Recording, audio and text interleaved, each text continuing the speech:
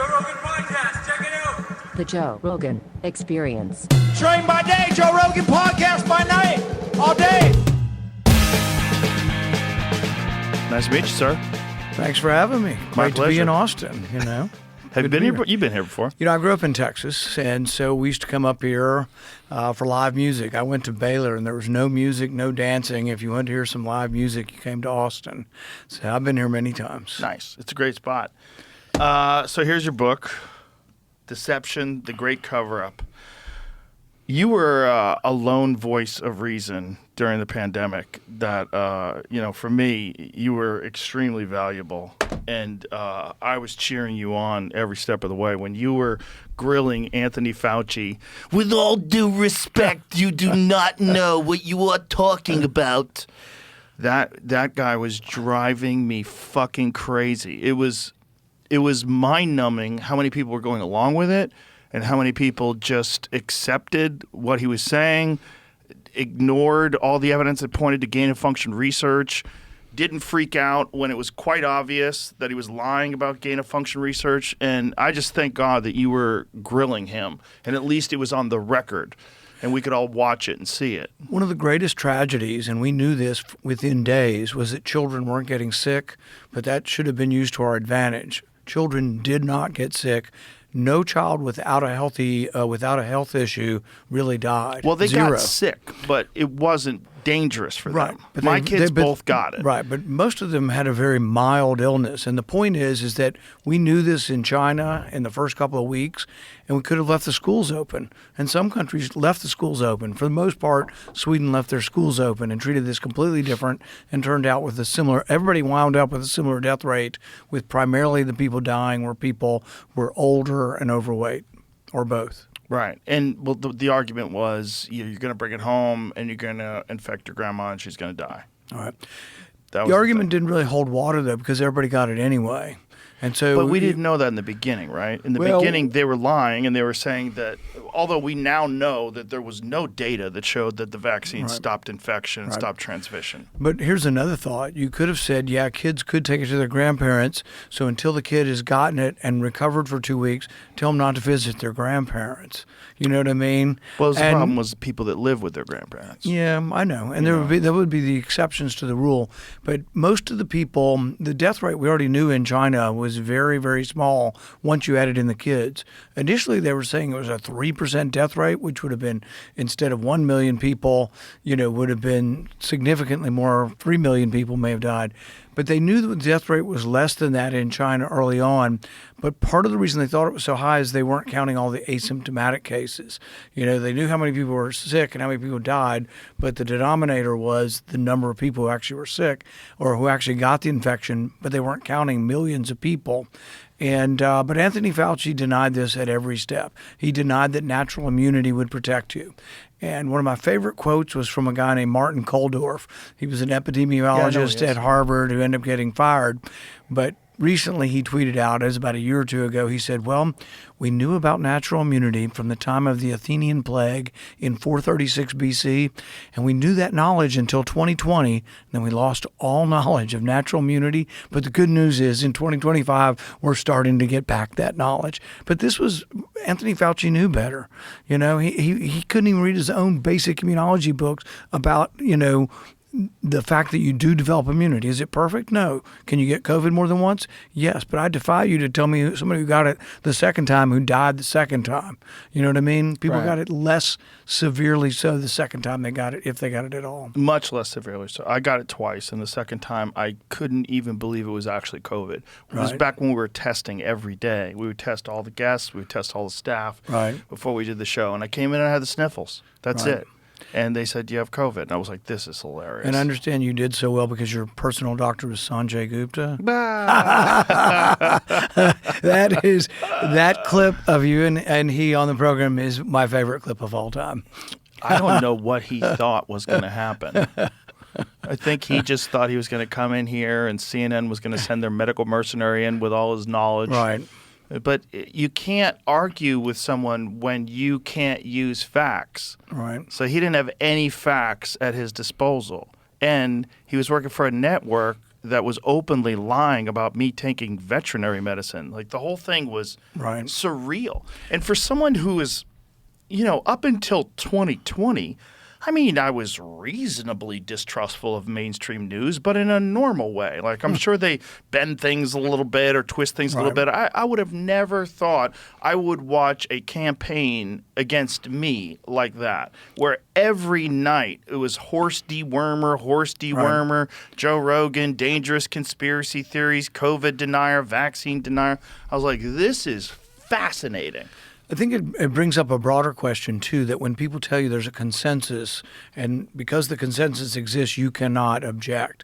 I think that's a real danger to openness, to new ideas, but it's also a danger in medicine. And in medicine, to say this is the consensus and we're not going to do this. So in the first month of this, maybe first or second month, Fauci comes in and I said, many people who die from the flesh-eating bacteria, which is not the same, but it's a serious illness, what they give them to try to treat them to prevent death and loss of limbs is high-dose IV steroids. And I had a friend whose life was saved. He didn't lose any of his limbs, and he had this terrible illness. And so I asked Anthony Fauci, I said, do you think there's a chance, as they're getting very, very sick and their lungs are filling up with fluid, that we could try high-dose IV steroids like we do in other infections? And he said, oh, no, we've tried that. Turns out, and we mentioned this in the book, the best treatment when you are just about to go on the ventilator or on the ventilator, when you have a 50% chance of dying at that point, was IV steroids, an old generic medicine that Big Pharma doesn't make much money off of. Which steroids in particular were they using? It's called Solumedrol, but it's just IV steroids. And it was a 36% reduction in death, which is pretty significant when you're in the ICU. The people in the ICU were very, very sick. It was a third of them had a reduction in death by taking IV steroids, but he was dismissing it from the very beginning and already acting like, oh, I know it's not going to work, and we're going to try remdesivir, which turned out not to work very well. Not only that, it gives people kidney failure.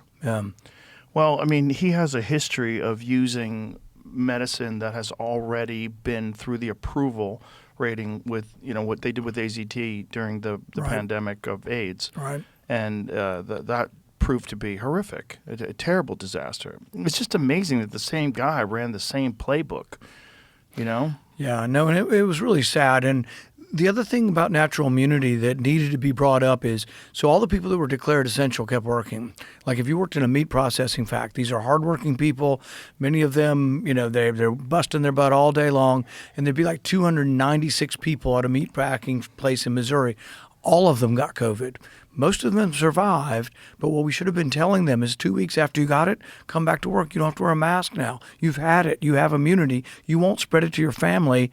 And guess what? All the unknown about whether you're going to die or not, you survived and you're done. But instead, we told people you might get it again and you still might die and you got to wear a mask all day long, when in reality, we should have been celebrating the people who recovered and letting them have their freedom back. Well, there was also this kooky thing where after you got over the disease, they wanted you to get vaccinated, which was strange. It was almost like they wanted you to join the team, like take the blood oath. Yeah. I met a man in Orange County, and his mom was like 83, and she was very sick, and she ultimately died from COVID probably. But she went to the hospital with COVID.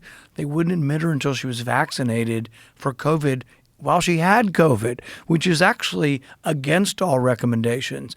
And this is the problem with the mass vaccination thing. If you're going to Walgreens, do you think they ask you if you've had COVID recently before they gave you a shot? And so really the best medical recommendation for a young person is, one, you don't need the COVID vaccine, but you certainly shouldn't be taking it close to when you've had an infection, because you've got an immune response that's going against the disease. Then you add in another stimulant to it that's actually related to an increase in the rate of the heart inflammation that comes along with vaccinating some of the young people. Well, there's also the weirdness of the what happened during the Reagan administration with vaccines, where they're no longer liable for any vaccine injuries. And when you call this a vaccine, it's very different than any vaccine that had ever been used before, but yet you have all of these injuries that people have no recourse. Yeah, my dad was in Congress at the time and voted against, giving them the liability protection. And he also was there when they had the swine flu epidemic. And in that, more people died from the swine flu vaccine. And I think there were no deaths from swine flu. They said, it's going to take over the world and, we're going to lose, 5% of our public. Nobody died. The epidemic quickly stopped, but then several people got Guillain-Barré and a few people died from the vaccine. And I'm not against vaccines. Look, there are many miracles to vaccines, but they should be used judiciously and the risks and benefit for each individual. And it turns out COVID had an age differential that was more significant probably than any disease we've ever seen. It really was an old person's disease. Yeah. An old person and people with comorbidities. Exactly. It was really bad for obese people. But, the disease aside, what was it like for you to watch this play being run? Because that's essentially what it was. It was like there was a play being run, and you had to follow whatever their narrative was to the T, or you'd be attacked. And you would see these people that were acting like soldiers for the pharmaceutical drug complex. I mean, they would go out there and just brutally attack anybody who deviated from the narrative, say the most awful things, talk about how there's blood on your hands, and It was very strange. Well, the belief in the vaccines and the belief that you should do it was like a religious belief, and that's the way they treated it. So if you didn't believe in it, you were someone to be demonized as a non-believer. You were to be cast out, and you weren't patriotic if you weren't wearing a mask. And even after I've already had it, I'm walking down the hallway, between the office buildings and the Capitol, and all those reporters, they're 22 years old. Most of them are journalist majors. They never had a science course in their life, and they're lecturing me about why I should be wearing a mask. And it's like, I already had the disease. I've healed up 3 weeks. I don't need to wear a mask. I've got immunity. Well, how do you know that? But even in the beginning, when they said they didn't know, they did know. We had a outbreak in 2003. It was a different coronavirus. It was the first SARS virus, but we knew that those people 17 years later still had T cells and still had immunity to it. One of my favorite stories, and we include this in the book, was there was a woman, and she was 102. She goes to the hospital, and they bring her family in. They're talking to her daughter, who's 85, says, "We don't think your mom's going to make it." And she said, "Have you met my mom?"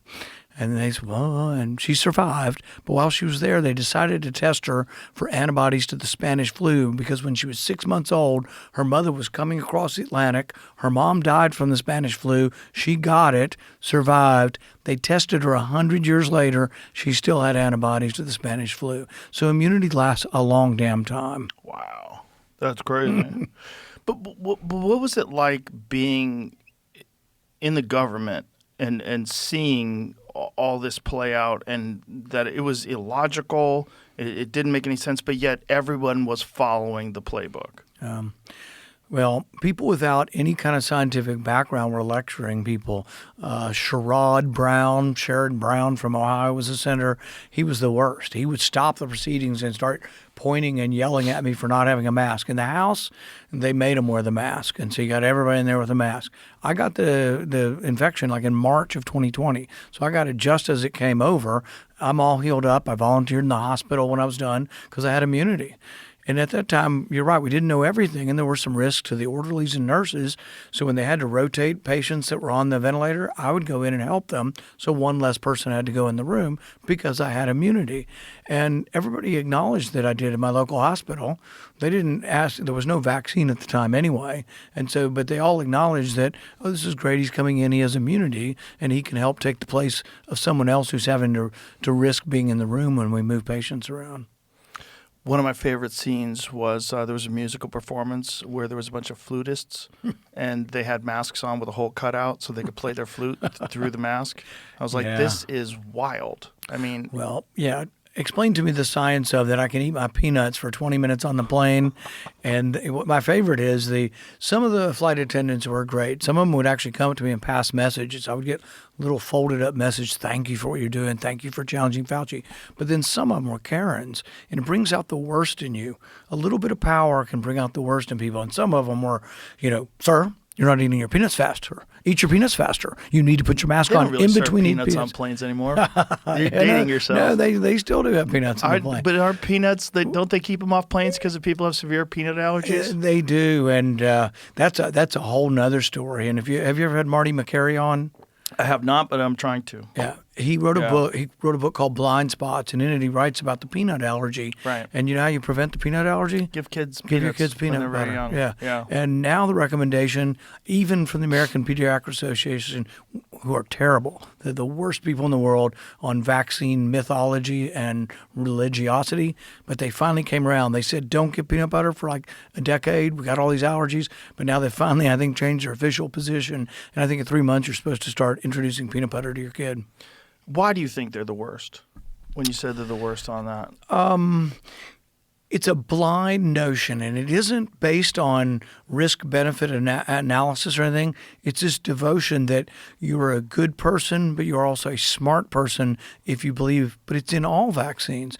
And they've made the mistake because sometimes they had the first rotavirus vaccine 15 years ago they gave, and then take it off the market because 6 months later they learned that something called intussusception, where the intestines go inside each other, which can be a real problem for a child, was happening more often with a vaccine. They had to pull the vaccine. But vaccines are like anything else. It's like you and I would sit down and we'd talk about your drugs, and I'd talk about the side effects of each one, what your disease is, and what we can do. Like, I'm not completely, like, for example, with the COVID vaccine, I don't think children should take it because I think the risk of the heart inflammation is greater than the chance of the disease. Early on, they said for old people and overweight people that reduced hospitalization and death. But I've been talking to the CDC because I want to know, is that still true? So let's do a new study. The virus has progressively gotten less dangerous. The community's progressively gotten more immunity. So what was true in 2020 may no longer be true.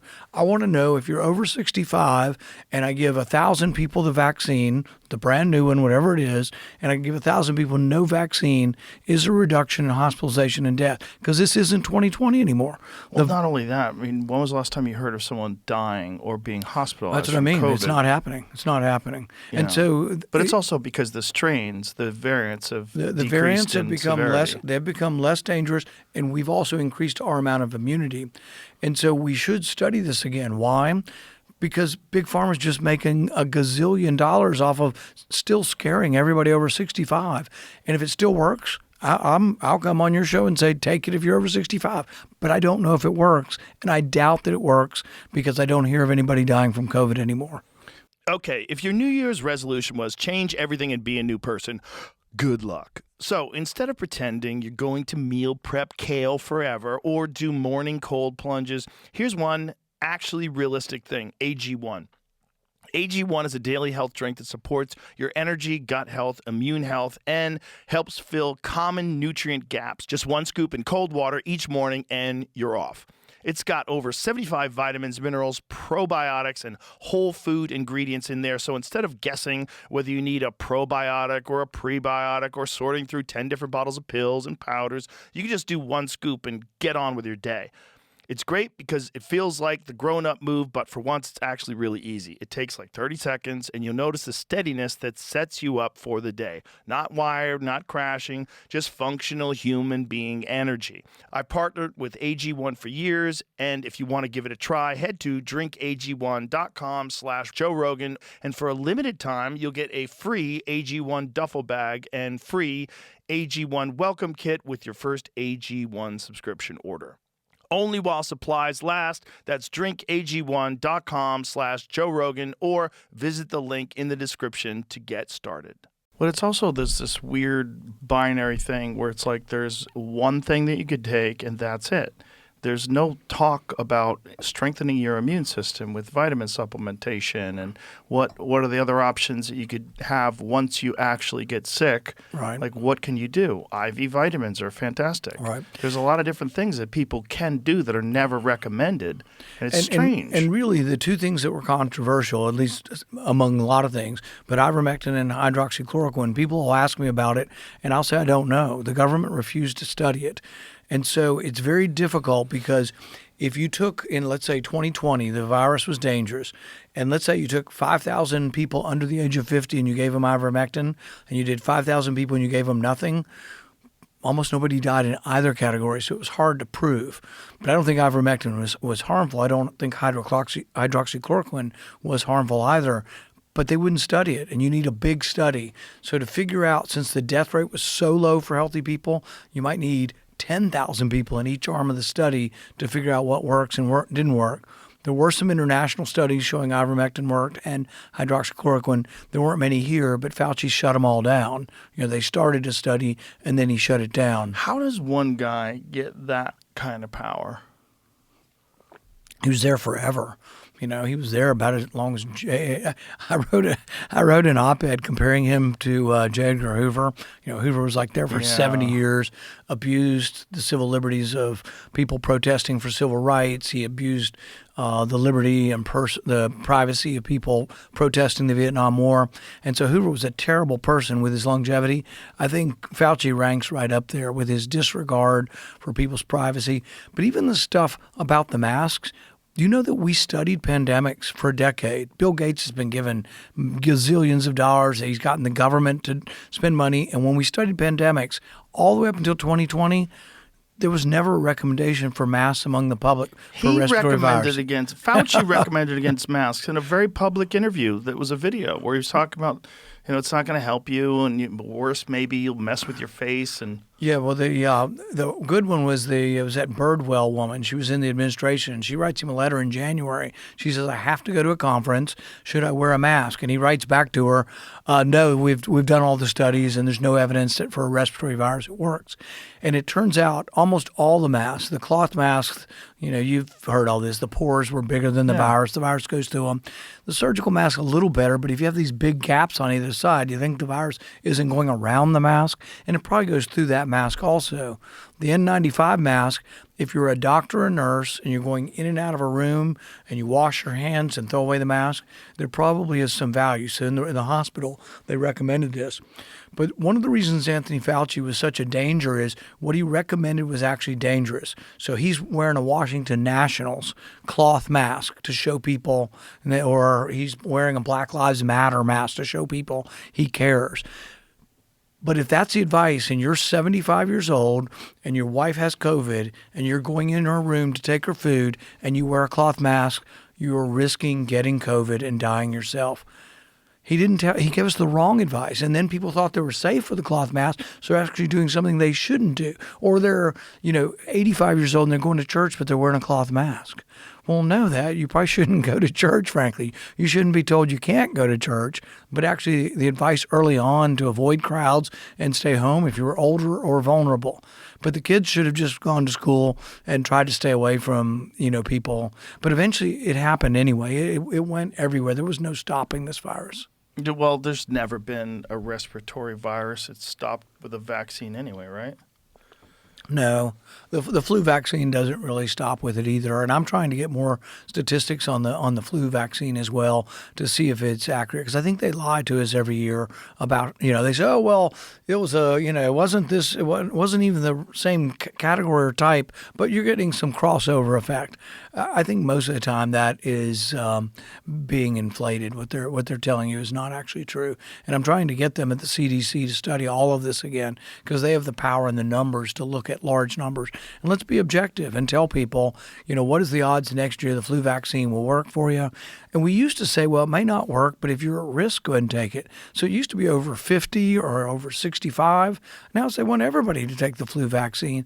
And it is probably better, unless your child has an immunodeficiency disease, to go ahead and get these and develop immunity over time. And what do you think is going on? Why are they recommending this? Is this purely a profit thing? I think if they were here, they would argue that it's science and it isn't for profit. But they argue vigorously against revealing if they're receiving money from Big Pharma. So what I ask is, if you're on the vaccine committee and you're going to recommend that every child get a COVID vaccine, shouldn't you have to release whether you get royalties, from Big Pharma? And Anthony Fauci in committee said, we don't have to do it. The law, and he quoted the law, says we don't have to do it. So for 2, 3, 4 years now, I'm still trying to get this passed.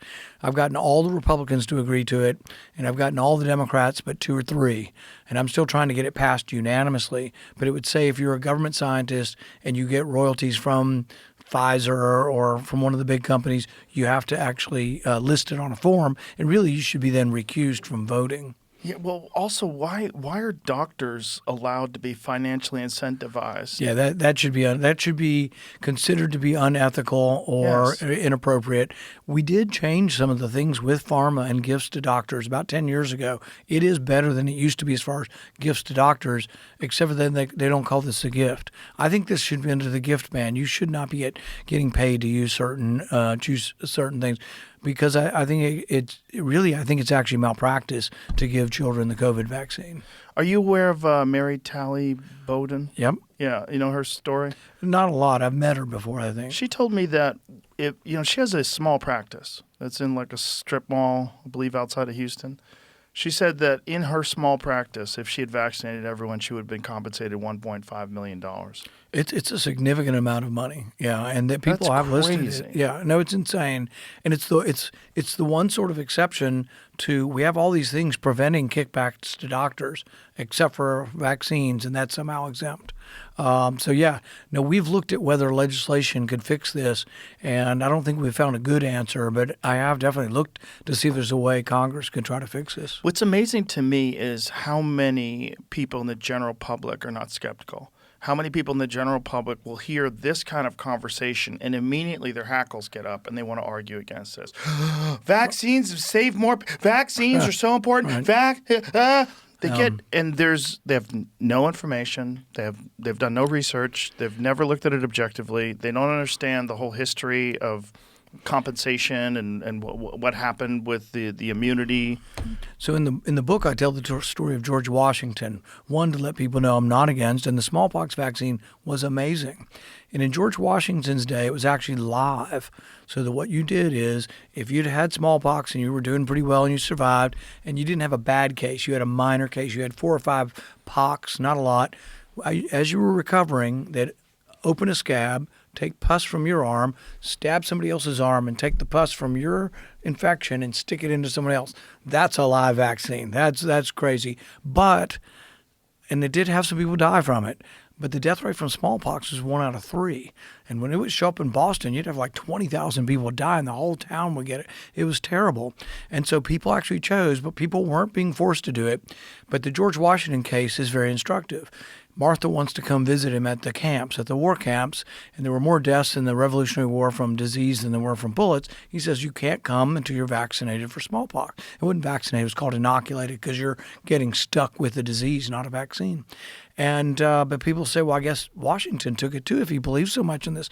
Well, like, no, because he'd already had smallpox. He got smallpox when he was 15 in Barbados. They understood immunity. We have understood immunity for thousands of years, and yet it just went out the window with Anthony Fauci saying, well, we just don't know. We just don't know. We do know. We don't always know how perfect it's going to be, but we do know that nobody got COVID the second time around and had a worse case the second time around.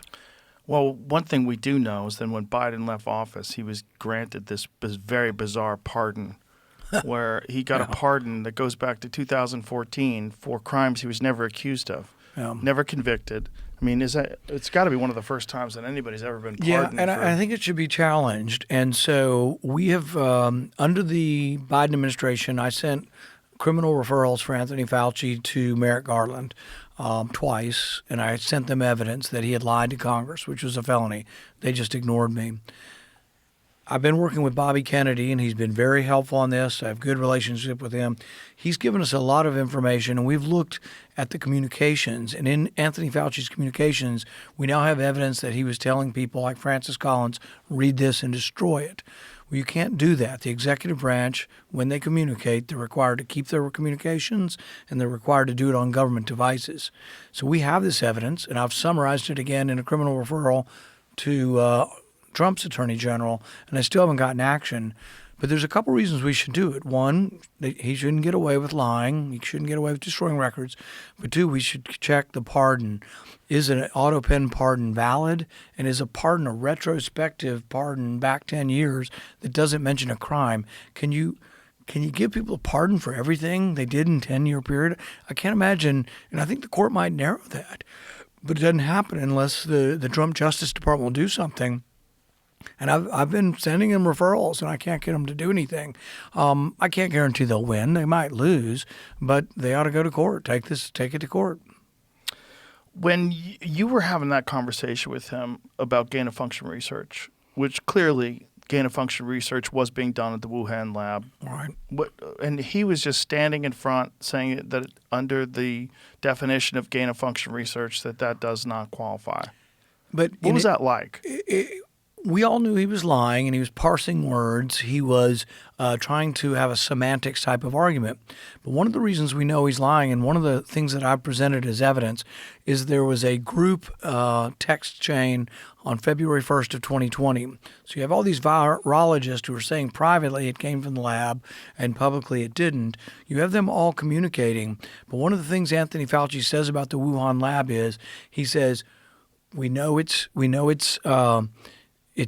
dangerous and possible because we know they're doing gain-of-function research. So we're funding them. He would never admit we're funding him because we were funding EcoHealth, this intermediary. So he said, we're not funding them. Well, we're funding them through EcoHealth. It's not gain-of-function, except for then he says the experiments they're doing are gain-of-function. And so I think everything about it was dishonest. He got away with it because people in the scientific community still to this day defend him. And people on the left made it a partisan. I don't know why this is a Republican-Democrat issue, but all of the main networks still defend him. You know, he was given $1 million prize. Some nonprofit gave him $1 million prize. How does a bureaucrat get to accept a $1 million prize while they're working for the government? You tell me. You work for the government. Then when he leaves the government, he gets 24/7 limo service and security. He's got people in front of his home stopping traffic like you do for a president getting in the car, which I'm okay for former presidents, but that's about it. You know, Anthony Fauci should have never got this. I will say that Trump ended it. You know, and everybody said, "Oh, he'll be killed," and it's like, you know, I guarantee a lot of us have more threats than Anthony Fauci has, and none of us have a limo picking us up every day. Well, I'm sure he has threats. I'm sure Anthony Fauci has threats, and I think he probably, you know, should be concerned. But so, but just the based government, on what everybody knows. Right, but the government doesn't, you know, you're a famous person. Government doesn't pay for your limousine. Right. He shouldn't have a limousine paid for by the government with 24/7 No, security. I agree. I mean, it's also, how much money did he make? Do we know? We know he got the $1 million prize. We know he made more than the president towards the end. He was making $450,000 a year. But his wife, if you ever had an ethical problem, you know who he went to? His wife. His wife was in charge of bioethics for the NIH. So if there was a question of whether or not his royalties were a conflict, he would ask his wife to find out if he was acting unethically. She made about $250,000. So they're really making a combined $700,000, which I'm not against money. You work hard, people pay you money, I'm all for it. But I am against the government paying bureaucrats that kind of money. And so, and he really, there should be term limits for people in those positions. You shouldn't be there for 40 years. So he appointed all the people beneath him, and he stacked the deck. And you know, I asked the question, and this was an email from Francis Collins to Anthony Fauci. He says, take them down, talking about Jay Bhattacharya, the head of the NIH now, talking about Martin Kulldorff, and then an epidemiologist from Oxford. Take them down. And so when I have scientists come before my committee, I'll ask them the first question, have you ever or would you ever send another scientist a note saying to take down a fellow scientist you disagreed with? My goodness, what kind? That sounds like the mafia or something. Yeah. Doesn't sound like someone who's supposed to be above the fray, objective scientist. Were there any other avenues for revenue for him because of the creation of the vaccine or any other medications? That I don't think with the current one, we don't know all of his royalties. He would say, "Oh, I got $25 or something." That's not. It might have been true for a year, but there are years in the past that he was getting more. I think Open the Books or the Open Secrets, that group has gone through and through Freedom of Information has gotten information that. Like 1,500 doctors got $1.5 billion, or 1,500 scientists got $1.5 billion in royalties. So it's not an insignificant amount of money. It's a lot of scientists. And once again, I'm not even sure I'm for forbidding it. I just want to know if any of them are on a committee voting for the drug that they got money from that particular drug company. The woman that was appointed for the NIH under Biden and never got approved, she may well be an ethical person, but I think she done research grants of $231 million from Pfizer, and it was listed. It doesn't mean she's a dishonest person, but I wonder how she could be objective with Pfizer if through her career, and all that money didn't go to her. Right. It was grants that she oversaw, and some of the money went to her. And that doesn't mean it's illegal or unethical, but I think it's hard for her to judge objectively a company that has been the main financer of her entire career. Well, it certainly incentivizes her to be more favorable towards them, clearly. Like, if you follow human nature, I mean, it just makes sense. Now, Bobby Kennedy has put, and the left-wing people hate all the people he's put on there. I think he's doing a good job of getting the people out who were so pro-vaccine that it was a religion for them, and I think they have better people. And I've noticed as they go around the room, I don't know if you've seen this when they vote, they start by saying before they vote, I have no conflicts of interest. They are verbally announcing, I have no conflicts of interest, which is a big improvement. But I really want to see all the scientists, who they get it from, how much, and then let part of oversight is not just Congress, it's the public. It's people who analyze these issues looking in and seeing how much they made and what do they oversee. Is there a conflict of interest? What is the tone like in the government now in comparison to when the pandemic was going on? I'd say it's a calmer tone. There was hysteria that sort of ruled the day. And I think that, and this was sort of the problem and how Anthony Fauci became so prominent. There was, the president was out speaking, and the president speaks off the cuff and doesn't always say things that are always exactly accurate. Right. And so as he was saying stuff, many of these sort of establishment senators were saying, we need somebody else, we need a scientist at those press conferences. So it was actually many of my colleagues who pushed Anthony Fauci, pushed them through Pence and pushed them through the president to accept him. And one of the things that's still inexplicable to this day is that as Anthony Fauci leaves government, President Trump gives him a gold medal, a presidential medal of honor, as he leaves, which, knowing what we know, I think should have never happened. Yeah. The people that were so vehemently opposed to your position and the people that were so pro-vaccine and pro-a lot of them are still in the government. Yeah, and a lot of them are still in the news media, too. I was called all kinds of names by people. And it turns out that almost everything I was complaining about, turns out in retrospect, I was right about most of them. The masks, really, most of them didn't work. And even the ones that work, a lot of people don't realize this. An N95 mask works to a certain degree, but once you've touched it, you've contaminated it. And also after you've worn it for 4 hours, the moisture from your breath gets rid of the electrostatic charge, and it doesn't really work very well. So the doctors don't reuse them. They might use them a couple times. But really, you're breathing in your own bacteria. Yeah, the doctors throw them away and wash their hands after every. If you can do that, there's maybe some value, or if someone's sick in your house. But for the general public riding in a car, particularly when you ride by yourself in a car, an N95 mask does not help you. I hate to tell the Democrats this. I like when they do it. Yeah. I think it's important. It's important when people drive with a mask on because it lets me know who's out of their fucking mind. But it also, you don't have to ask them what party they're registered to. It's automatic. Yeah, I said it was a Democrat's MAGA hat. Yeah. If you're hiking the Appalachian Trail and you see someone out by themselves and they have an N95 mask on, you can probably guess their party registration. 100%. Yeah. It was a strange time to go through. It's interesting. Most of the people that were at CNN are gone now. Except Brian Stelter. They got rid of him, and then that's how bad the talent is out there. They had to bring him back. Yeah, one of them called me a bloviating ass, and I haven't been back on since then, about 4 years ago, and said I was so awful to Anthony Fauci and that everything I said was dangerous and I was endangering lives. But I was right about the masks. I was right about natural immunity. But I was also right about this 6 feet of distance. It's actually the opposite of what they told you. So let's say you were 80 years old and you and I were coming together in March of 2020. And let's say even worse, we're going to go to choir practice, but we're going to spread out 6 feet apart. Is that safe for an 85-year-old to go? No, they should be staying at home. That's the best advice for them. Stay at home in March of 2020 because guess what? The virus goes 30 feet, 40 feet.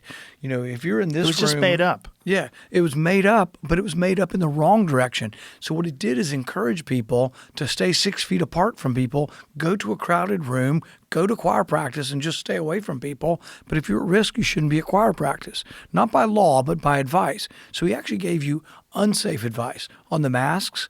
Cloth masks don't work, so he's giving you unsafe advice to go help and feed your wife or your husband with a cloth mask on. Natural immunity does work, and he told you it doesn't work. It was the opposite of everything he told you, but he also never got, and I kept saying this in the hearings, he needed humility. Humility to know that there's a possibility he's wrong in what he's saying and that it should be advice. And this is what they don't get about public. If I were the public health doctor and a new pandemic came up, I should give advice, not mandates, advice based on the best things we know. And other doctors should give advice because there might be other doctors that disagree with me on it. So you can choose. It's sort of the idea of getting a second opinion. You go to your doctor and you think something's not quite right and he or she wants to operate on my leg and maybe I want to wait another 3 weeks, see if my leg feels better in 3 weeks. You get another opinion, or you go home and wait 3 weeks and see if you get better. When you're an ophthalmologist, right? Right. When you're one of the rare people that's in the government that does have a background in medicine, and at least in medical training, and you're experiencing all this illogical shit, like what is that like for you? Did you try to educate your? You try, but most of them aren't willing to listen, and you wonder now if they've even gotten it. But my favorite is sort of the response you get because the internet is full of trolls. And so one of the favorite insults, if you'll read insults of me, oh, you know, he's just a failed dental assistant.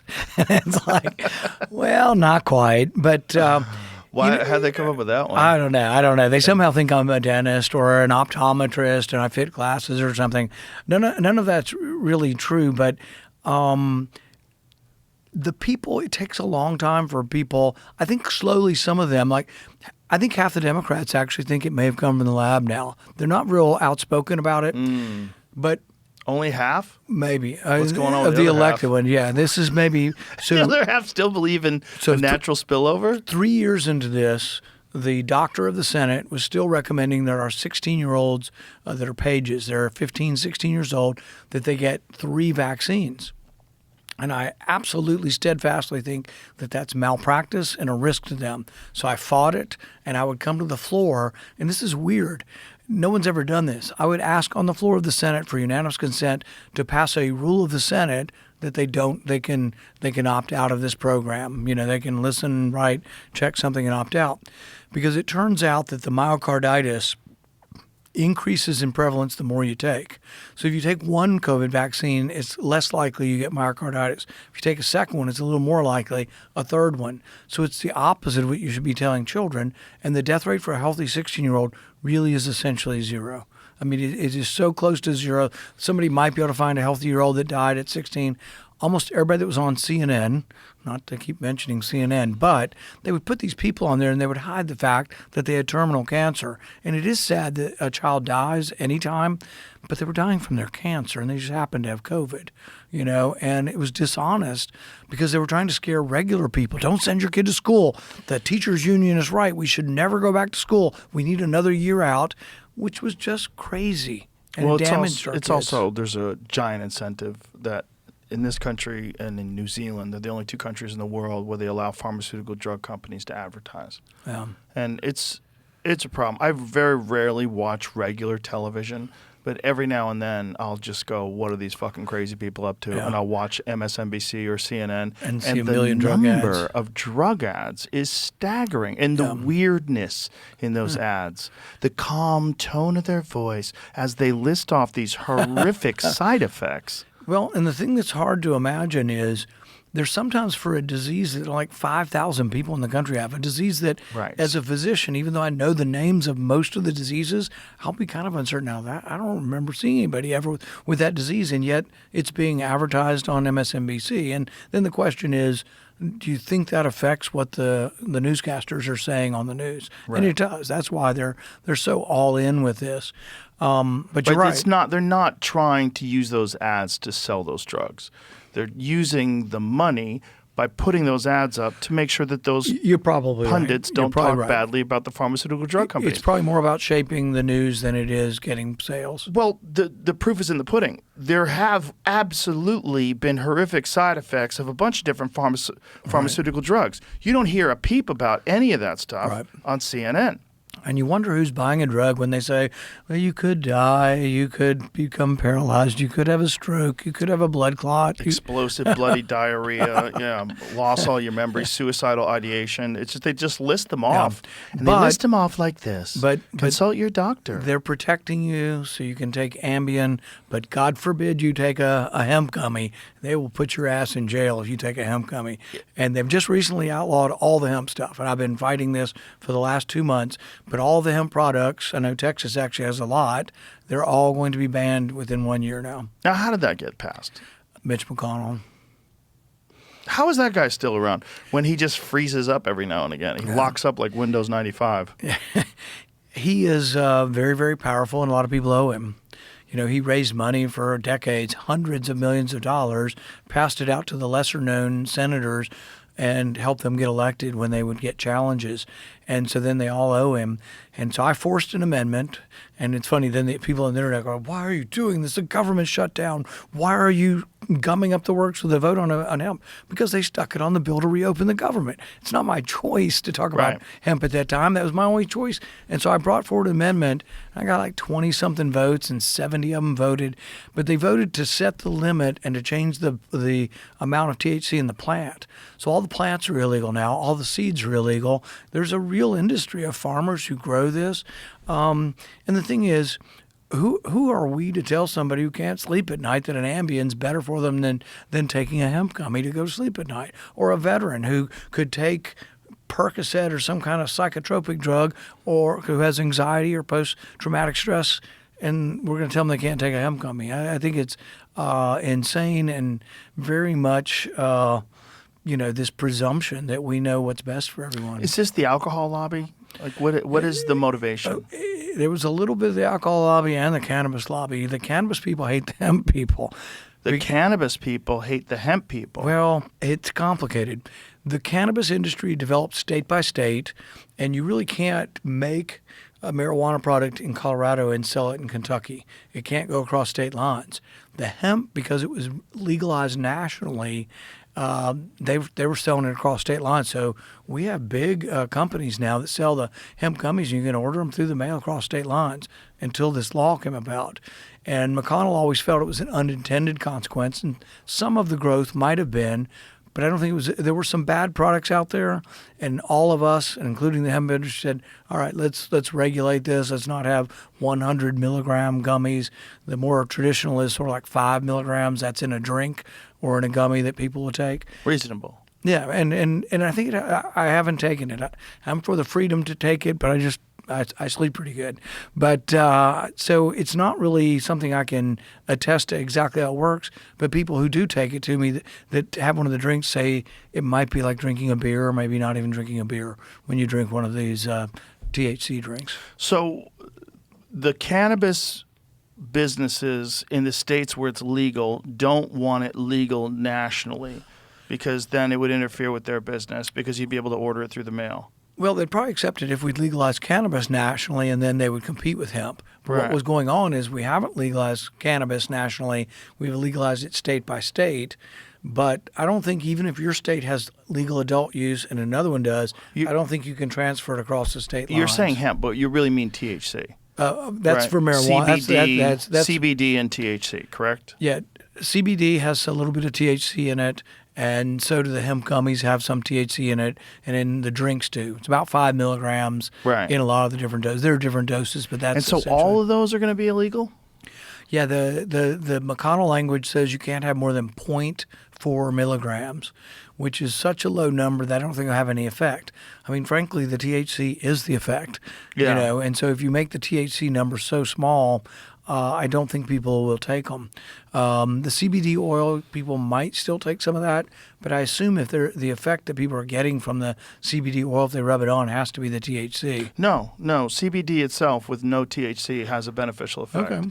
There's CBD balm that you can use for like arthritis That and may things along those lines. may still be legal. The plant, though, they change the definition of the plant that the CBD oil comes from, so they're going to have to rehybridize all these plants. What I was going to say was my mom, my wife's mom, uses CBD with THC, and she's found that that's more effective for arthritis and aches and pains than CBD without it. She's done both, and she says the CBD with THC is more effective.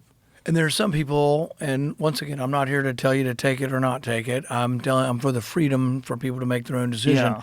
There's some people with children who have seizures who take medications, and the kid still has 100 seizures a day, which isn't good for your brain and for the child. And some of them have added some CBD drops they give to the child of CBD oil with the THC. Right. And they think it slows the seizures down some. Yeah, I have a friend whose child has severe autism and sometimes has seizures, and the only thing that stops the seizures is CBD with THC. And the best way to think about it is I'll never forget this. This was in, I think, 2007 when Romney was running for president and my dad was. In fact, I know somebody who was a supporter of my dad in 2007. I love your dad. But anyway, they go up to Romney, and it's a person in a wheelchair with MS, and they said, are you in favor of making it illegal? I take marijuana at night to sleep. Are you in favor of making that illegal for me to take it? I have MS. Would you be for making it illegal? Romney looked right at him and said, I sure would. And I was like, what kind of person says that? What kind of person is so presumptuous of their moral position that they're going to tell you it's immoral to take that, but fine to take some, antipsychotic drug or some kind of narcotic that the pharmaceutical companies sell, but we're not going to let you use marijuana? Well, it's ignorance. It's people that have never consumed it and have these preconceived notions of what it actually does versus what it does. I mean, you'd be surprised at how many, little old ladies are taking CBD with THC in it for, to help with their aches and pains and help them sleep. My joke when I tell people who's opposed to this, like McConnell, who's older than dirt, is that they all watched Reefer Madness in 1937 at the matinee, and they'll never forget what happens if you get that Reefer Madness. And some of them probably were alive in 1937, could have actually seen the movie. But that's it. It's an irrational sort of fear. But on the other side of this, we're on a program that a lot of people will hear. I don't want people at home thinking I want everybody and every 15-year-old out there smoking marijuana after school. I think there are some side effects to smoking marijuana all the time, particularly for the developing 100%. brain. And I'm not also here to encourage drinking alcohol as well. Same thing. I'm for personal choice for adults. And the problem with the whole Reefer Madness thing, I'm glad you brought that up. Do you know the whole story behind it? No. William Randolph Hearst. William Randolph Hearst was responsible for this whole terrifying craze of people thinking that marijuana was driving people nuts and jumping out of buildings. In 1930-something, I forget the year, they came up with a new product called the decorticator. And it was in Popular Science magazine, Hemp, the New Billion-Dollar Crop, because they had this new machine that allowed them to effectively process hemp fiber. William Randolph Hearst owned Hearst Publications, but he also owned paper mills. Hemp was a far more effective and far more durable form of paper. He was going to compete with hemp. And he had forests that he was using for his paper, where they were, for paper mills. And hemp was going to replace all that. It was a competitor. So they were arguing against it as a commodity. Marijuana was never a name for cannabis. Marijuana was a name for a wild Mexican tobacco. And so they started saying in his newspapers, they started printing these fake stories about how blacks and Mexicans were taking this new drug and raping white women. Crazy. And that's where Reefer Madness came from. And they call this new drug marijuana. This episode is brought to you by Paleo Valley, 100% grass-fed beef sticks. I live a super busy lifestyle. I'm always running from one thing to the next, and Paleo Valley is the perfect on-the-go snack. These beef sticks are legit. No junk, no garbage ingredients, just pure, clean protein fermented the old school way. So they're shelf stable without chemicals. That is huge. And the fermentation part, it's actually good for your gut. Most people don't even think about that, but if you care about performance, you have to care about your gut health. And taste-wise, they're awesome. They've sold over 55 million of these things. That's not just hype. That's people coming back again and again because it works. Right now, you can get 20% off your first order. Just go to paleovalley.com/Rogan and use the code Rogan. I know this is going to be shocking to you, but that's the story of government. Yeah. Most things that come out in government, if you look beneath the surface, they all have pretty names. They have acronyms, say patriotism, the Patriot Act. How you must be anti-patriotic if you're not for the Patriot Act. But most of the things they say, it's the opposite, or someone has put something forward that really is about, like, let's say it's a banking regulation. You say, this is going to protect the poor people. But it turns out the banking regulation is easier paid for and absorbed by big banks. And so what happens to your small local bank, and you say, how come all the small banks get gobbled up by big banks? It's because you put regulations on that who favored? The big banks favor the regulations because it puts the small bank out of business. They get absorbed by the big bank, and then the new banks trying to come in can't afford the compliance cost. Right now, one of the extraordinary things we're doing with banks, and I don't think many people know this, the Federal Reserve is now paying interest to big banks on keeping reserves at the Federal Reserve. There's $3 trillion there. Last year, the big banks, primarily the big banks in New York, got $187 billion in interest. Previously, that interest would go back to the Treasury to offset the debt. That's about 10% of our debt. So our debt is 10% worse because we're now paying, and we never did this before 2010. We never paid interest on reserves. And what it means to pay interest on reserves is that it's an incentive for the Fed just to leave it there. Why loan it to you if you're expanding a business when I can just leave it here and get 4%? It also keeps interest rates from going down because if the Fed pays the big bank 4%, are they going to loan it to you for 3.5% when it can just sit at the Fed and gain 4%? So it's kind of, President Trump always wants what he wants, and sometimes he wants good things, but he, may not go about it the best way. He wants interest rates to be lower. I think most people do. But one way to make interest lower is tell the Fed they can't pay interest to these big banks. Have you ever had a conversation with him about this? I've been trying for like 3 months to get a conversation with Besant, and I held up one of their, with the Secretary of Treasury, I held up one of their appointees last week, which is one of the things you do to get the attention of the people you want to talk to. And they've agreed to meet with me, but we're already, halfway into January. But I'm trying to get a meeting with Besant to talk to him about this idea of paying interest. Because they said, it'll only take $30 billion to set up the system. Then it was $1 trillion. Now it's $3 trillion. And I think it just keeps growing and growing. But that money really isn't being productive, and it's a gift to these big banks. Oof. When it comes to this THC thing, what can be done? Trump's been good on some things. The whole idea of changing it from Schedule 1 to Schedule 3 is an improvement. It's still illegal without a prescription, but a lot of the research with marijuana didn't happen because Schedule 1 is just almost impossible. You got to have like safes and guards and everything to deal with a Schedule 1 drug. And so very little research occurred on marijuana over time. And so lowering the schedule is a good idea.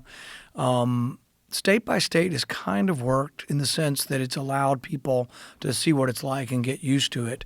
But some of the states have backtracked, and some are worried that they went too far. It's harder to determine, I think, acute intoxication if someone's driving under the influence to do a test. I would guess the technology should be out there, but I don't know that it's widely available. I think it would have to be a blood test, right? I don't know if you've consumed an edible, you're not going to be able to get something with a breathalyzer. I don't know that for certain. Your breath is amazing what it actually has in it. So I don't know the answer to that. If so maybe technology, it's just the testing is not adequate. Which reminds me, there's a guy in California I've met. You meet extraordinary people. He's actually studying contents of what you exhale to look for cancer markers. So, I mean, they're really minute, but he's going to try to diagnose things like, you'll hear of a friend, is like 45 years old, has pancreatic cancer, or actually we have a former senator right now, Ben Sasse, who says he has stage 4 pancreatic cancer, and the reason it spreads before you know you have it. But he's trying to get and he has a test that measures markers just from what you exhale to try to pick up on cancers before they be detected. So there's a possibility that they can come up with some sort of a detection method to find out if you're intoxicated. I think probably, and I don't know the technology that well.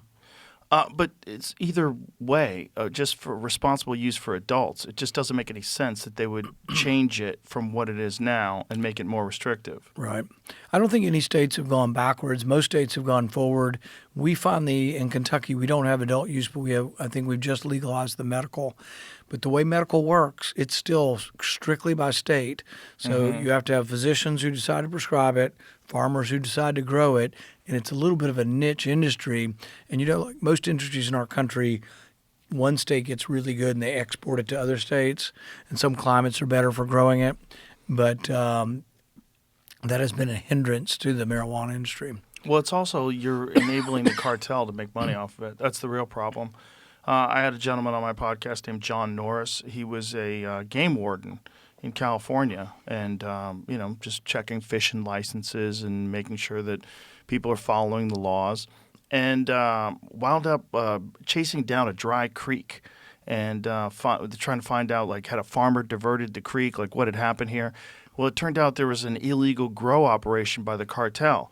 Because when California made marijuana legal in the state for adult use, what they did was make it a misdemeanor to grow it illegally. So it's just a misdemeanor. So the cartel just started growing it in state parks and forests. Right. And so they would find these heavily armed cartel operations in the middle of national parks and national forests.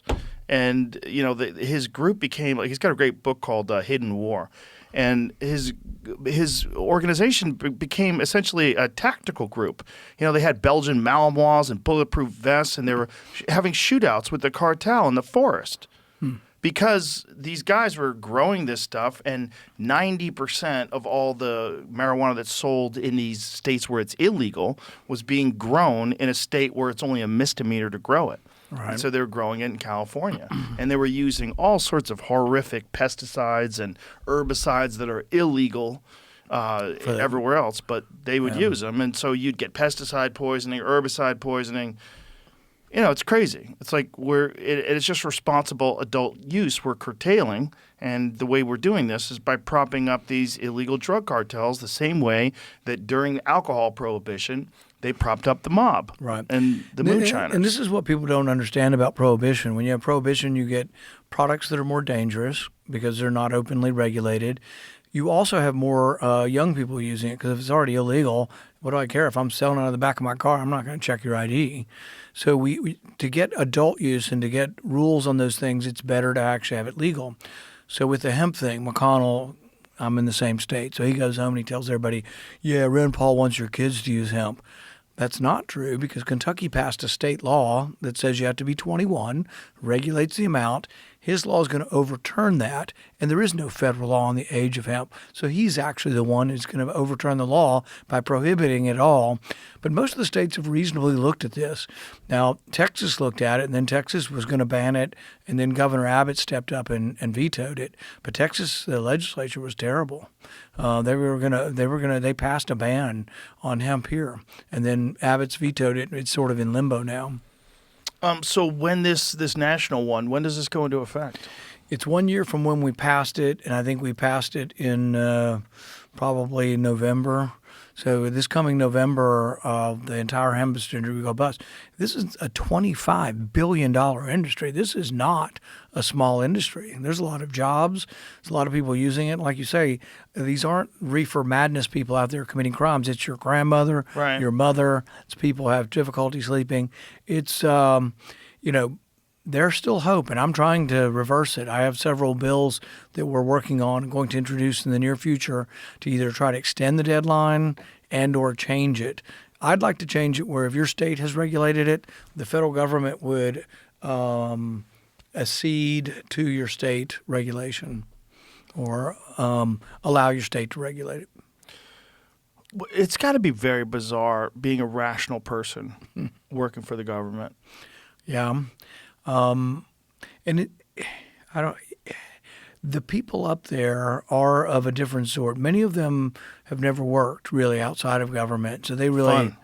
yeah, they Great. know What nothing about perfect writing people. checks. Yeah, We're telling exactly. you how to live your life. And it's kind of when people come up to me and they say, they're young, smart kids that have been interns in my office. I want to run. I want to be part of government. And I say, go out and have a career first. Work somewhere. I worked as a physician for about 20 years before I ended up running. And really, you have to have a real career because politics, one, isn't that great a career. And two, there's no guarantee you can be the smartest person in the world and not win. It doesn't always. You have to be in the right person, right time, right place, and a little bit of luck. Yeah, and it's like, how can someone effectively govern if you haven't experienced life outside of the government? It just doesn't seem even rational. Yeah. That you could be a person that would be a good representation of all these hardworking people if you've never actually had a job. It just seems weird. Yeah, that's why people thought one of the Bushes was out of touch. I think it was the elder Bush when he went to the grocery store and he didn't know what a scanner was. He'd never seen groceries scanned because he'd never been in a grocery store. That's funny. But what is it like being – I mean, how – it's got to be incredibly frustrating, but it's also got to be bizarre. Yeah, and I'll give you an example of what I think is bizarre. So we've been blowing up these people in boats off the coast of Venezuela. They're accused of running drugs, but nobody knows their names and nobody's put up any evidence. When we had them September 2nd, two of them were still clinging to the wreckage. They're shipwrecked. They blew them up. And so what I think is bizarre is I hear mostly my Republican colleagues say, well, we shouldn't have to. How do we know they're not armed? And it's like, but there's this thing called presumption of innocence. They say it doesn't apply. Well, it actually always has applied on the oceans. We've had drug interdiction, but we have always stopped boats and asked to search them. If they flee or shoot at the Coast Guard, they will get shot and blown up, but it's usually an escalatory sort of steps. We know that when the Coast Guard boards vessels off of Miami and off of California, 1 in 4 of the boats they board don't have any drugs on them. So I look at my colleagues who say they're pro-life and they value God's inspiration in life, but they don't give a shit about these people in the boats. And are they terrible people in boats? I don't know. They're probably poor people in Venezuela and Colombia. And really, they say, well, we're at war with them. They're committing war by bringing drugs into America. They're not even coming here. They're going to these islands in the south part of the Caribbean, the cocaine, and it's not fentanyl at all. The cocaine's going to Europe. Those little boats can't get here. No one's even asked this common question. Those boats have these 4 engines on them. They're outboard boats. You can probably go about 100 miles before you have to refuel. They're Right. 2,000 miles from us. They have to Right. refuel 20 times to get here. It was all a pretense and a false argument. But I guess what I don't feel connected to my Republican colleagues is that those lives don't matter at all, and we just blow them up. And against all justice and against all laws of war, all laws of just war, we never have blown up people who were shipwrecked. It's against the military code of justice to do that. And we're doing it, and everybody just says, oh, well, they're drug dealers. Why do you think they were attacking those people? Because I've heard a bunch of different theories, and one of the big theories was they were trying to get the cartel upset at Maduro in order to get him out of office. It's all been a pretense for arresting Maduro. So we have to set up the predicate. We got to show you we care about drugs. But the weird thing about it is they really care about drugs, except for the former president of Honduras, Hernandez, who was given a 40-year sentence, was tried, was found guilty, was given 40 years in a U.S. jail, and he's let go at the same time we're arresting Maduro because we're attacking the United States with drugs. And then I get this stuff. I had this on air from a respectable journalist the other day. She said, well, don't you care about the kids in our country dying from fentanyl? And I said, of course I do. But no fentanyl comes from Venezuela. Not a little bit, 0. Yeah, if we were really interested, we'd be attacking Mexico. Well, We'd they want to attack do the that next. They cartels. want to bomb Mexico. Well, do you think that this is like sort of a predicate? Like they're trying to set that up? I hope not. That's why I've opposed it because, look, I have no love lost for Maduro. I wrote another book called The Case Against Socialism. I think the socialism, historically, there's been a link between socialism and state-sponsored violence. And so in the book, we talk about a 16-year-old girl who has a gang, and her gang's turf or territory are the dumpsters outside of restaurants to scavenge for food. That's what Maduro and Chavez did to Venezuela. And so I'm glad he's gone. I'm glad, I hope they choose wiser. But at the same time, if the predicate is we're going to snatch people, why don't we snatch Da Silva from Brazil? Some people say Bolsonaro is unfairly in prison. May be true. And they say Da Silva cheated in the election. May also be true.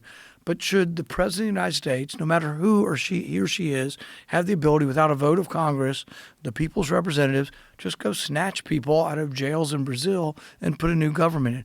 One, it doesn't usually work. Yeah, I'm hoping it's successful here, but, we've tried it in other places. It's one of the things I liked about Donald Trump. He was against regime change in Iraq.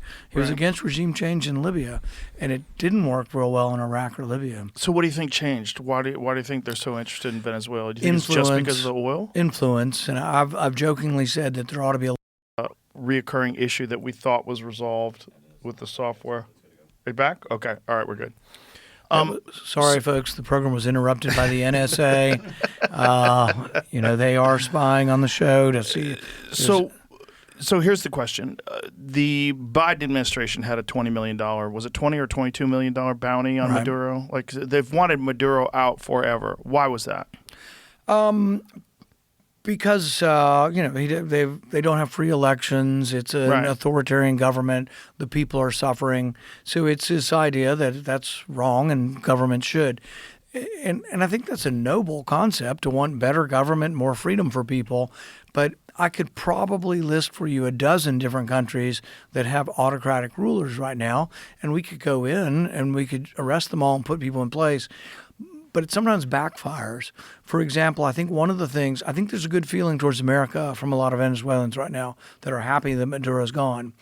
But ask them again in 6 months if we're still controlling their oil and we're doling out a little bit of money, but the money's not going to the people, it's going to the socialist government. So you realize we've traded one socialist for another.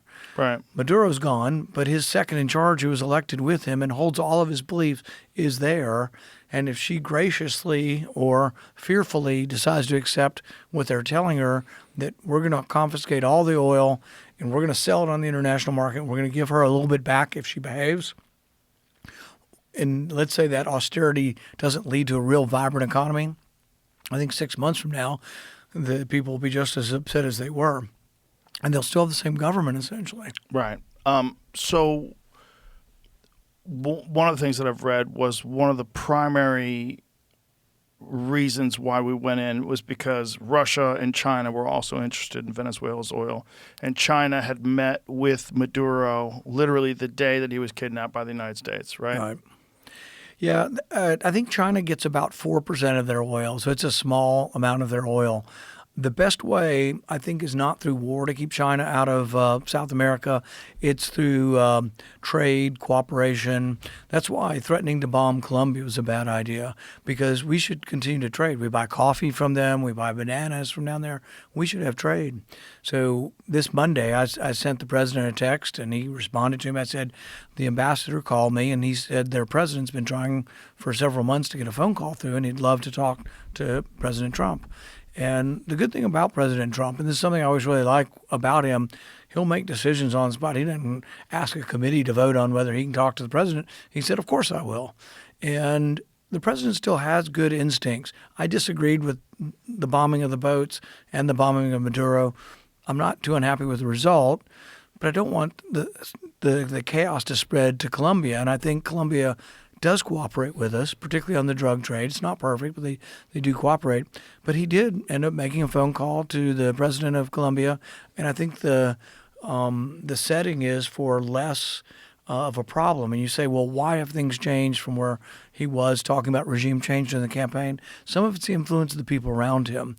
I've jokingly said we ought to pass a law saying Lindsey Graham shouldn't be allowed in the White House, because I think he is a bad influence. And Lindsay and I are friends. You know, we do okay, but he's much more for a different type of philosophy for me. I say we fight when we have to. We fight when attacked. Well, that's about it. I'm not too interested in fixing every problem around the world. Look, we have a $2 trillion deficit. We can't really go fix every problem in every country.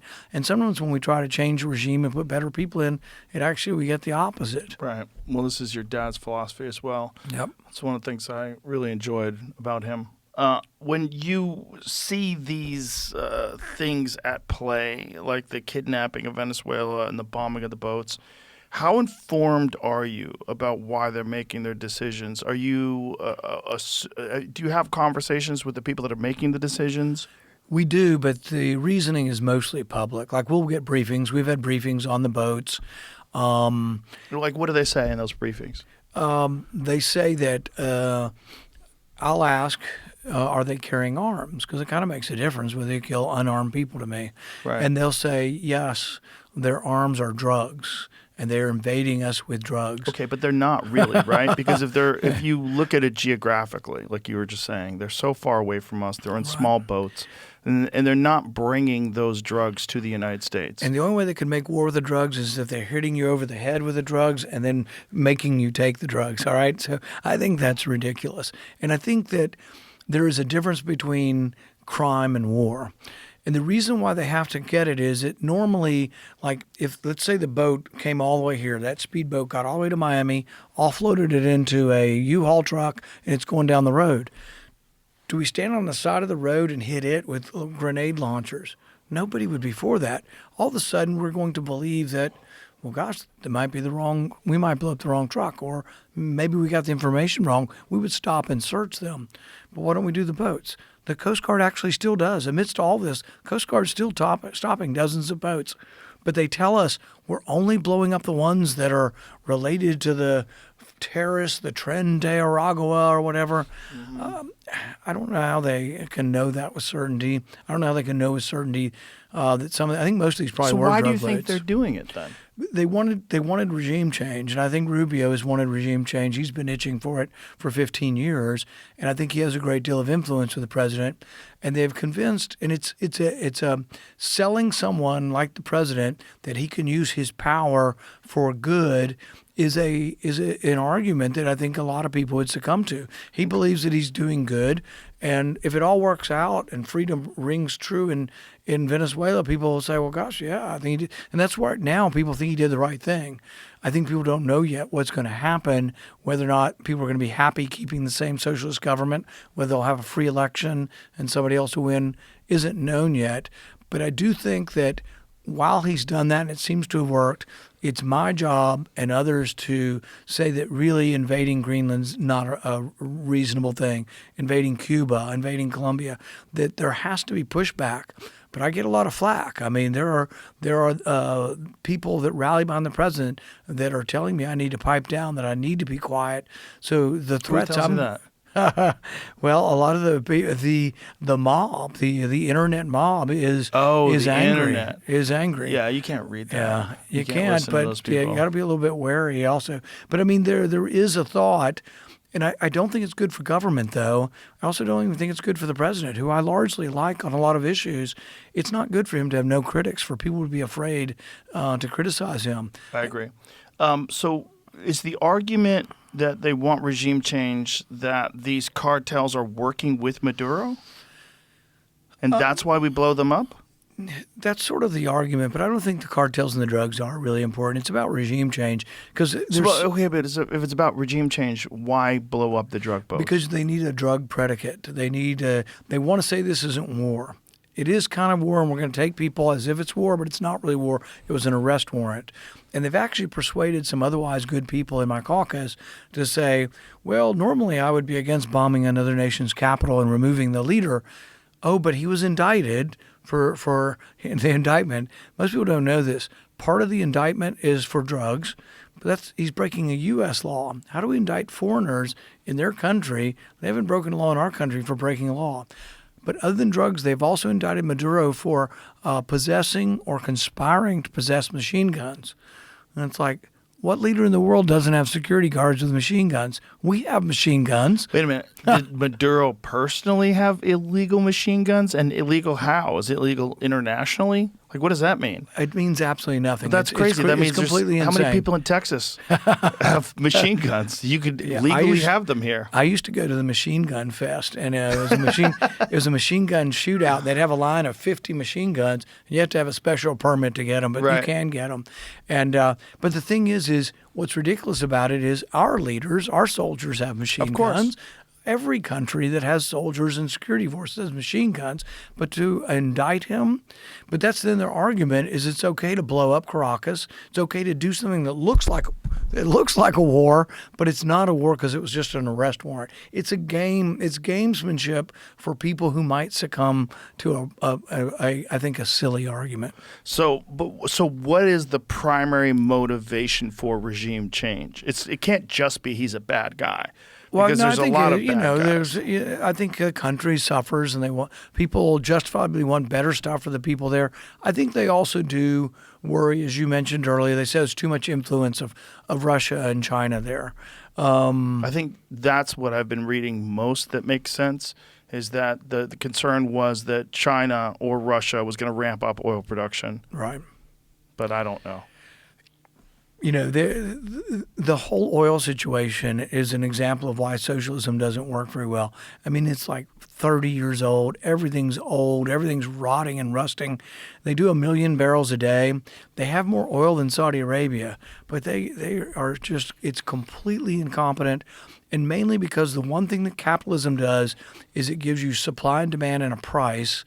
And they've controlled the price, not the oil price because that's an international price, but they've controlled the price of all the things that go into the equipment and who owns it. So you have a bunch of people who studied in Marxism in Cuba running the companies. That's not what we do here. You either make a profit here or you get fired. Isn't the oil in a much more difficult form to extract than the oil in Saudi Arabia? So by saying they have more oil than Saudi Arabia, maybe, but that may be true. That may be true. There's a difference. I think it's like almost it's either like a lot of it's asphalt. heavy crude. I think I don't know the details of which kind of oil they have, but I think there probably are some technological problems. But I think it's easy to make the argument that they're not hitting their maximum efficiency with the current socialist government. Right.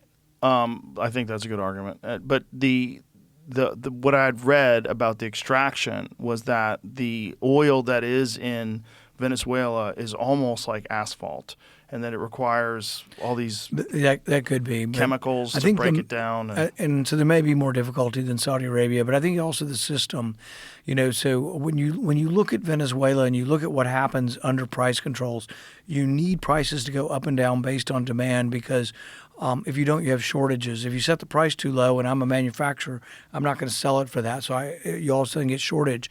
If you set the price too high, then it just sits on the shelf and a black market develops. There was a story in Behind the Iron Curtain, and I think it was in Poland. I love this story. The guy goes in a store and he says, "Oh, are you the store that doesn't have any eggs?" And the shop owner said, No. We're the store that doesn't have any toilet paper. The store across the street's the one that doesn't have any eggs. But it was so common that you always knew that the stores were always missing something. There were always shortages. And this is the main thing about prices that is so incredibly important, and people don't think about it, but it's incredibly important to let prices go up and down without the government getting involved.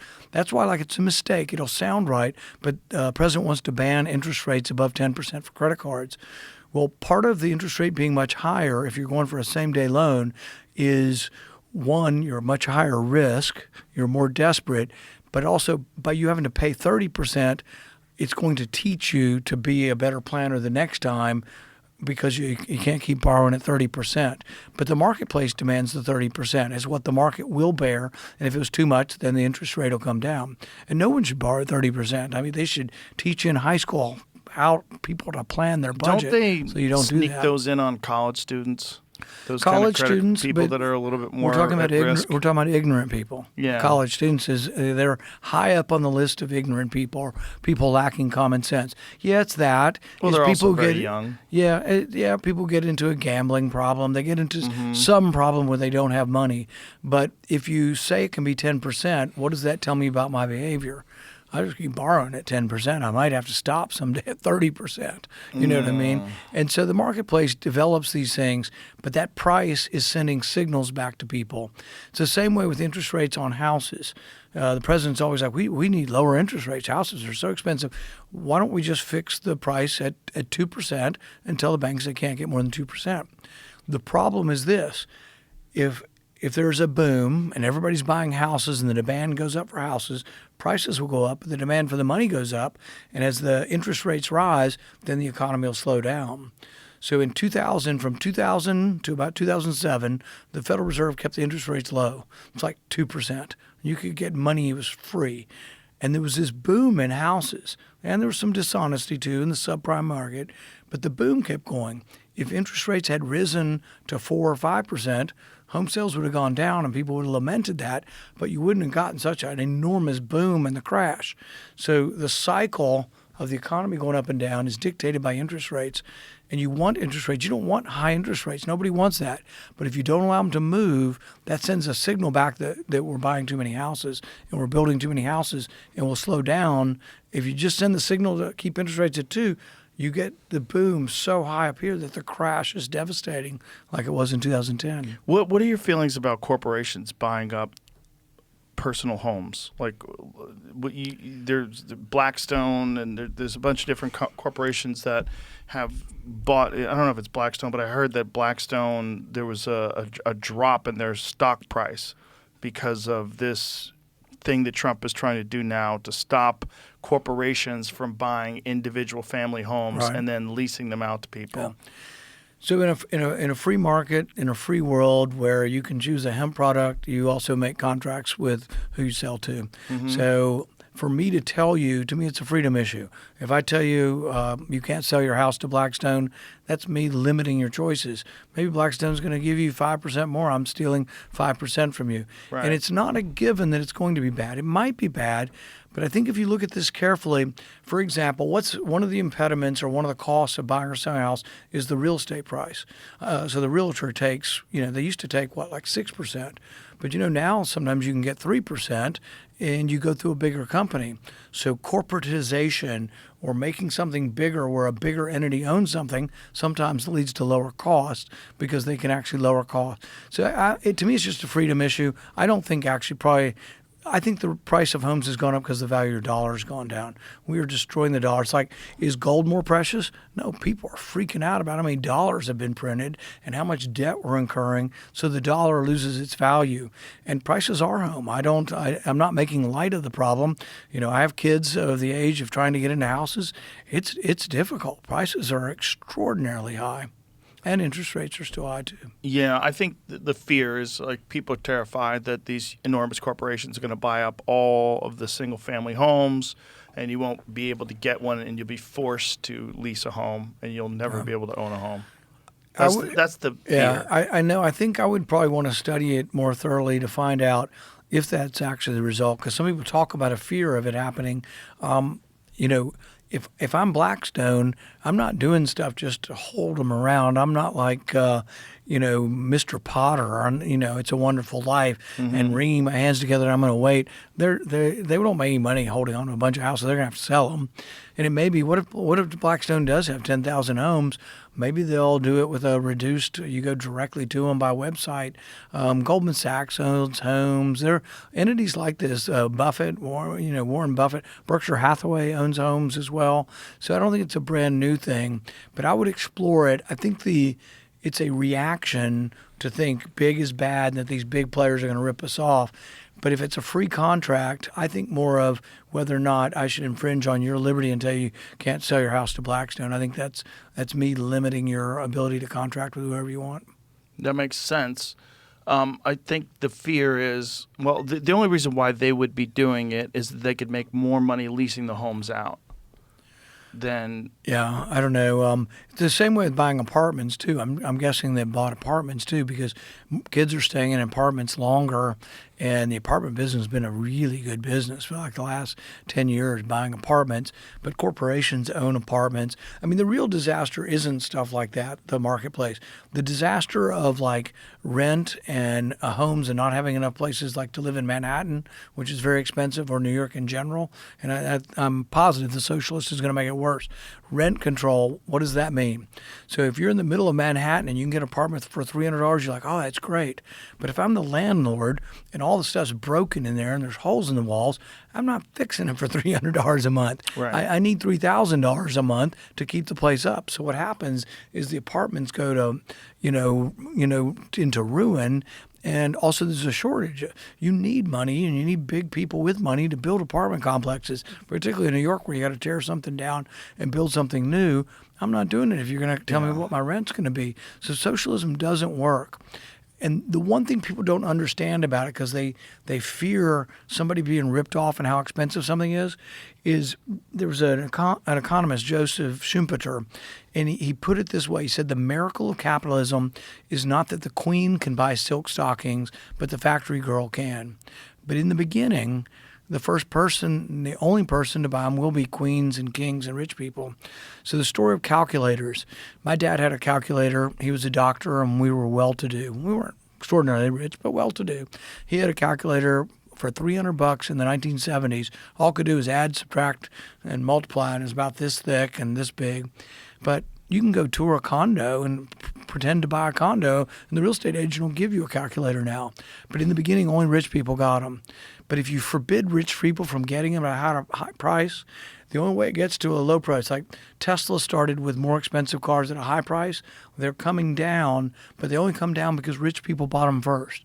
So we can never be of the notion that we're going to make things better by preventing prices from being too high in something. It's how products get started. So the queen may have bought the first silk stockings, but eventually capitalism brings the price down enough that you have mass distribution and actually a factory girl can buy them. Cell phones are a good argument about that. Exactly. In that defense. So when it comes to the economy, and when it comes to spending money, what do you think can be done differently? Like, say, if you had a magic wand and you could turn things around, what would you do differently? I think the first thing to acknowledge is both parties are equally guilty. The debt is the problem of both parties, and the spending is both parties. And there is a compromise. I tell people it's a dirty little deal that's going on right in front of your nose. The right, Lindsey Graham and the war hawks, want more military money. The left, Chris Murphy and Booker, they want more welfare. What's the compromise? You scratch my back, I'll scratch you. I'll let you have your military money if you let me have the welfare money. So the compromise of the last 50 years is they've both grown enormously. But the budget we vote on is only 1/3 of the spending. 2/3 of the spending is mandatory spending that's just on autopilot. We never vote on it. The 1/3 that we vote on is about $2 trillion. That's what the deficit is. So when I vote for spending, and I vote against most of it, almost all of that is borrowed. What would be the compromise that would fix it? The reverse. I would go to the left, my buddy Ron Wyden, who I am good friends with, and I would say, look, we're out of money. The interest is killing us. It's crowding everything out. What if we spend 1% less next year on welfare? And I'll tell my party they have to spend 1% less on military. If you do that across the board, you'd have to include the mandatory programs, you can balance your budget gradually over a 5-year period. And I've called this the penny plan. And I think it's a compromise because instead of what conservatives have typically done is they've said, it's Sesame Street. If we can get rid of public TV and Sesame Street, we'll show those liberals and we'll balance the budget. Well, it's not enough money, and I'm not against doing it. I voted to reduce the money. But there are some people on the left who live and die by public TV, and they think it's the greatest thing, and it's an offense to them. So rather than cut 100% of it, let's cut and you can balance the budget right now if you cut 6% of the military, 6% of Sesame Street, 6% of everything everybody wants. And I think you could actually do it. And I try this message out sometime. Everybody that comes to Washington wants money. And there are usually things that you can have sympathy for. So one week they come and they wear the purple ribbons, and it's for Alzheimer's disease. Well, I have family members who have Alzheimer's. I have a great deal of sympathy. But we're $2 trillion short. So what I usually say to them is, we're a rich country, and we should be able to spend some of our money on Alzheimer's research. But you got $100 million last year. I'm making up the number. But let's say you got $100 million last year, and because we're short of money, everybody has to get less this year. Would it be okay if I only vote for $94 million for you next year? And when you put it that way, and they're usually in there with tears running down their face, talking about their mom and their grandmother and Alzheimer's, and they're worried they're going to get it. To a person, you look around the table and they say, well, that sounds kind of fair. Everybody has to take a hit, right? 94%. Almost everything that is like, for example, food stamps. People say, well, the people are going to starve without food stamps. Well, why don't we just get rid of Coca-Cola and Pepsi? No sugar drinks on food stamps. That's 10% of food stamps. That'd be a 10% cut. We're going to spend 10% less. No one's going to starve. Would you spend less, or would you just limit the purchasing to non? We'll probably be lucky just to limit the purchase, but I would spend But you less. couldn't spend. But how could you spend less? You would have to give them less, and you say, hey, not only can you not buy sugary drinks, but now you'll have less money to buy healthy food, which is more expensive. Well, what you would do is, But you know what I'm saying? Well, maybe.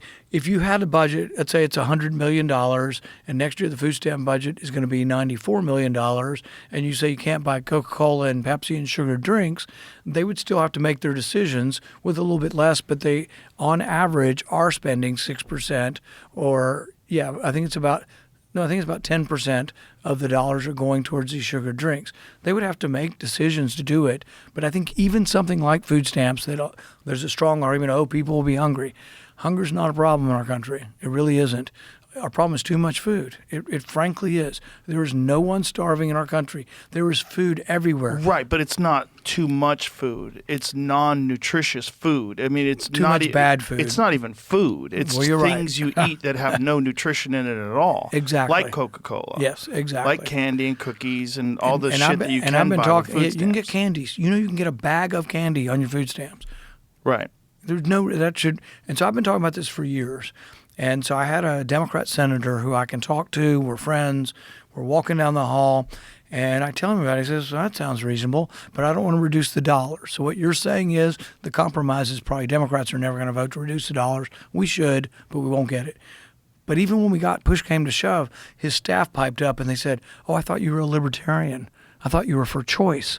And I said, I am, with your money. I mean, the taxpayer money. We don't let you buy alcohol. Right. I think it's arguable that sugar drinks are as bad as buying alcohol.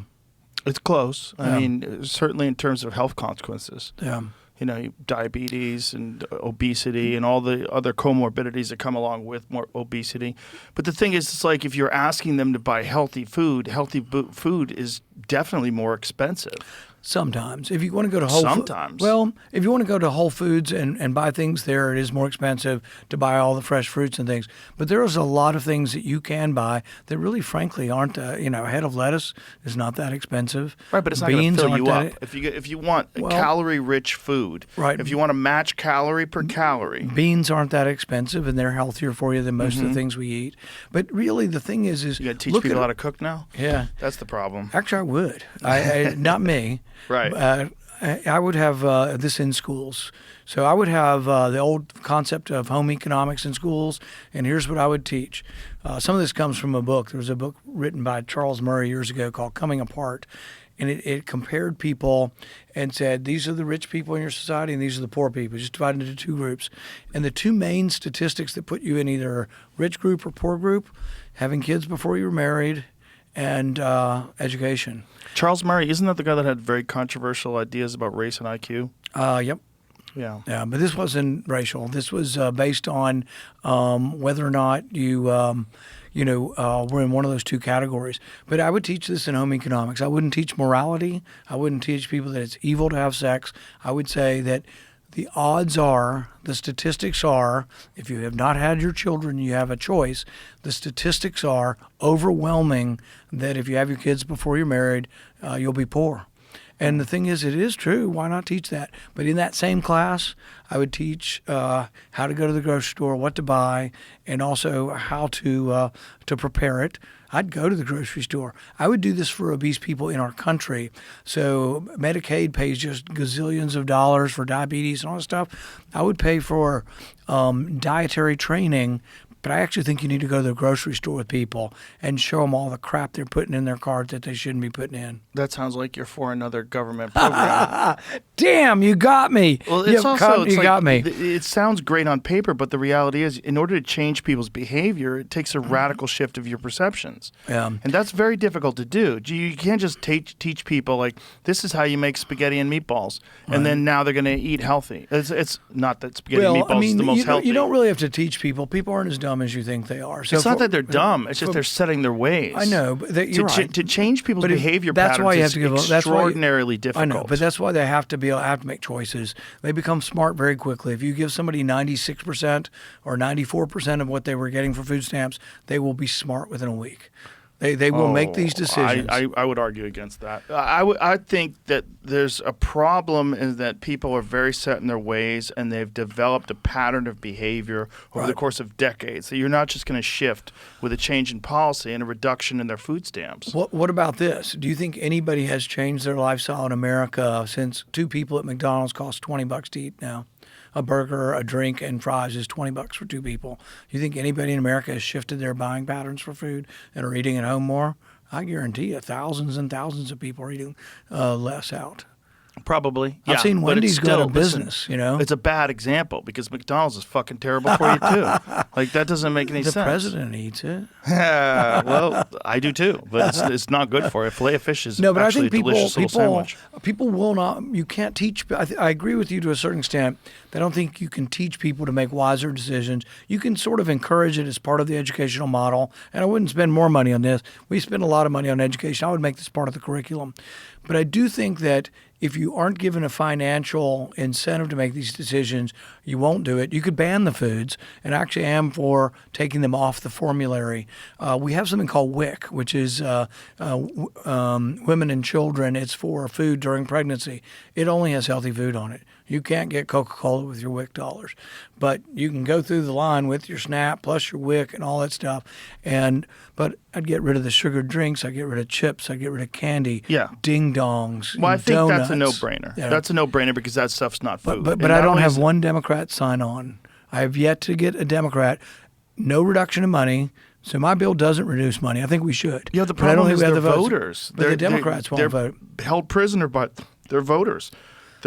Their voters want that. They don't want you to tell them what to do with that money. And a lot of people feel entitled to that money, which is also very odd. But I don't do it because I dislike people on food stamps. I do it because I want them to be healthier. Yes. And I actually don't want, the goal is, people think the goal is we need more Medicaid.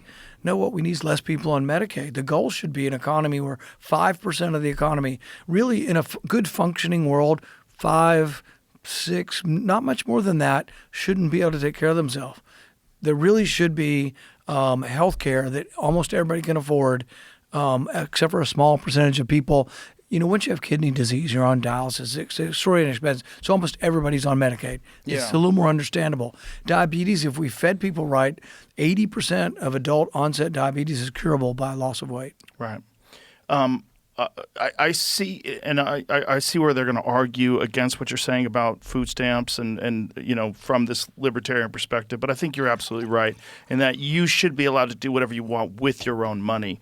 But if you're going to get government assistance, there should be some sort of a limitation to you getting food that's only healthy. We shouldn't be paying for you to kill yourself. Just like you can't buy cigarettes, right? You can't buy alcohol. And this is something Bobby Kennedy is changing, and they hate him. Just hate him because they're voters. They're voters. Not the voters. The establishment hates him more. His own family hates him more. But you know what? If he only does one thing, and one thing he's remembered for is treating sugar as not a sin, as a bad food. Right. Sugar added to convince us that adding sugar to cereals and all these things that we add sugar to, that it's bad for your health.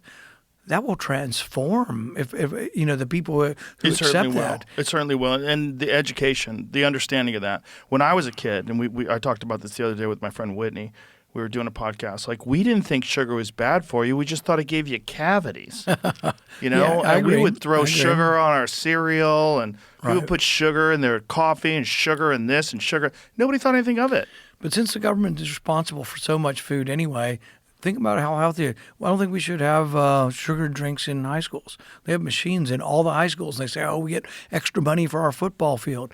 Let them put non-sugar drinks in if you really want Yes. their advertising dollars. I agree. You know, I agree. I mean, look, but again, you know, if you're a kid and you work and you've got a job, you know, you're working at a corner store and you're making, you know, whatever you make, $15 an hour, whatever. Not even. What's minimum wage? well, is it state, federal is different. Some states have $15 an What's hour. federal now? Federal is still like $7. It's inconsequential. So if you're a kid and you make $7 an hour, let's say, working at a store, and you want to use that $7 to buy a Coca-Cola and a pack of ring dings, like, who cares? $7 is probably gone now. Yeah, it's good. That's it. That's your whole paycheck for the hour. Yeah. But the point is, Yeah, I'm not when for the banning government any is of these giving things. you money, I think it's very reasonable to say this money can, like, we're supposed to be helping you get back on your feet. This is the problem with social safety nets, where I'm a big believer in it. When I was a child, my family was poor and we were on welfare and we were on food stamps, but they worked their way out of it. And then when I was in high school, they were doing really, really well. Right. So it's like, it's a very valuable thing for families that are down on their luck and things Right. aren't going well. And I'm a big believer in, I think we should treat this country like a community. And when you have the downtrodden and the people that aren't doing so well, I think it's really important to help them. I think to let abject poverty and starvation exist in a country that has such extreme wealth is Right. abhorrent. It doesn't make any sense to me. But I also think people get very dependent on social safety systems and social safety nets. And when you have people that have generation after generation have existed on welfare, then it becomes a problem. And Right. it becomes a problem where we have to figure out how to motivate people or educate people as to choices that they can make that'll be more beneficial to their lives to provide for themselves and be outside of it.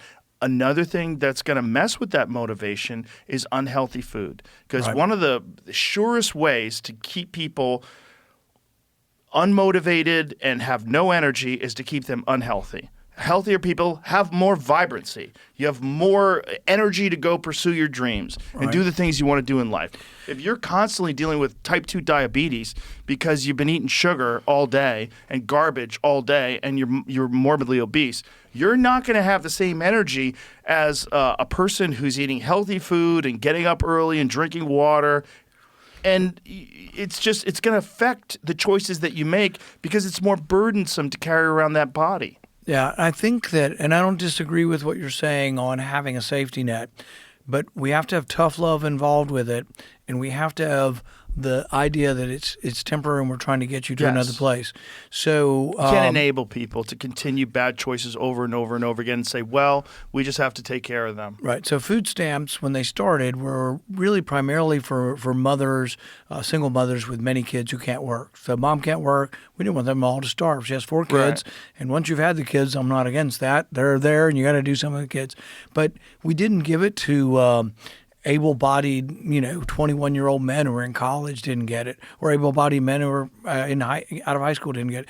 You didn't do that because they need to work, and they still can work. There are jobs everywhere for able-bodied people. So we have to look carefully at all these programs, and this is what some people on the left complain about.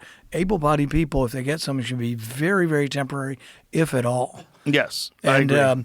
so then all the programs have to be reevaluated. Like when I first moved to Bowling Green, Kentucky in 1993, one of my patients was head of the local welfare. And there was a local welfare department. And there was some real degree of the people had to come in on certain deadlines. They had to prove that they were looking for work or why they couldn't look for work. And there'll be some people that still have 4 kids at home will come back and won't be able to work again. But the able-bodied people come back in 6 weeks, and she would show them, here's the newspaper. Here's a job. I want you to go here tomorrow. Right. And she'd make them do that. And not because she hated them. She worked with welfare because of the beneficial part of it. But we've gotten away from that. And so if I propose something like that, it's like, oh, you don't like the poor. No, I want them to become rich. But we also do have, and this is a fallacy, people are moving up and down from rich to poor all the time in our country. 20% of the people born in the bottom 20% make the top 20%.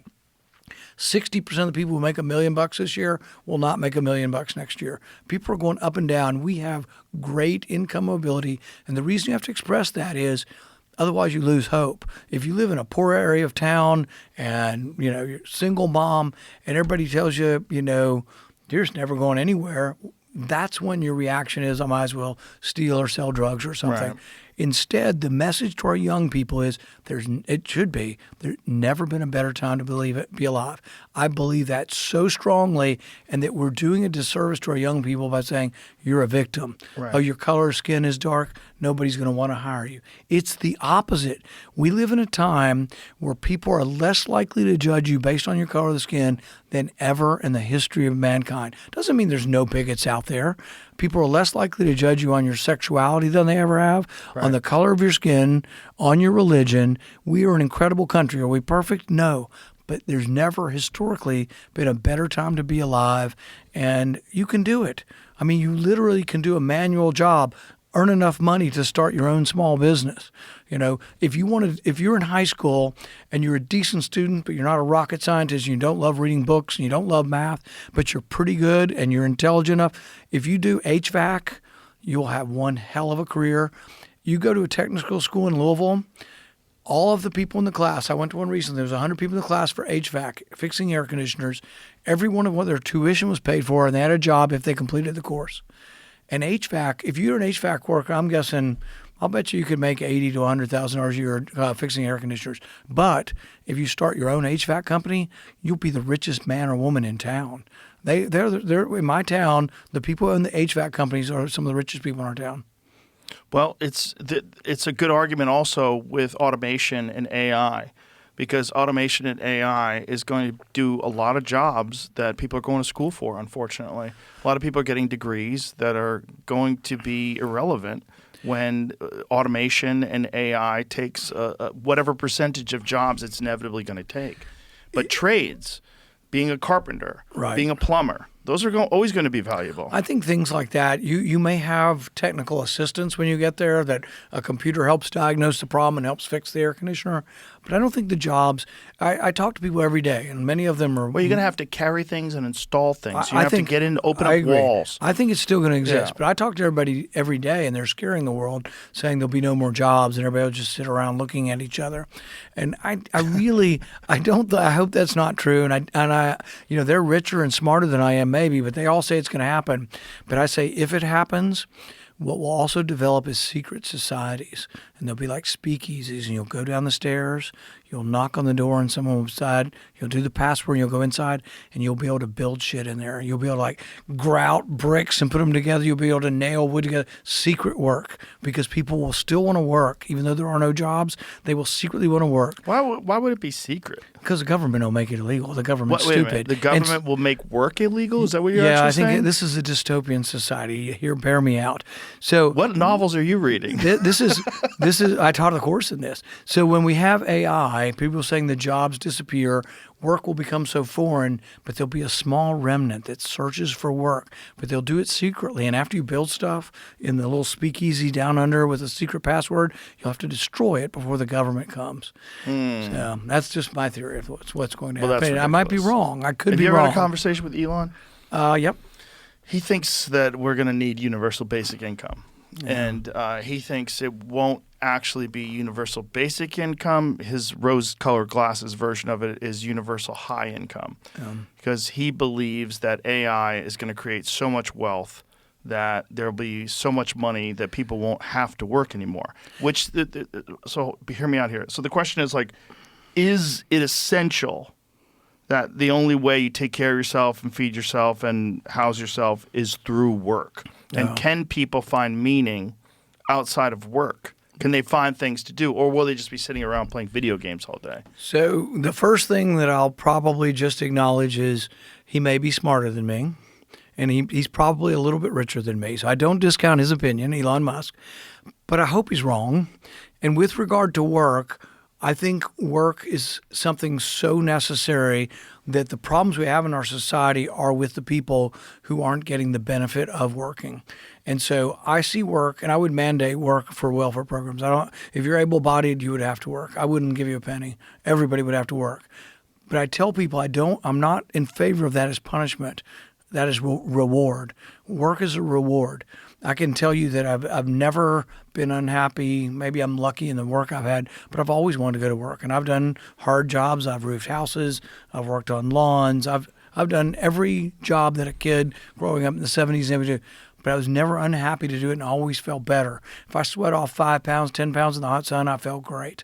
Okay, you and I are very different because my bad jobs that I had motivated me to never want to do those jobs. I didn't want to do them forever. You're right about that. Well, but it motivated me to find a thing in life that I didn't have to just work as a laborer. Yeah.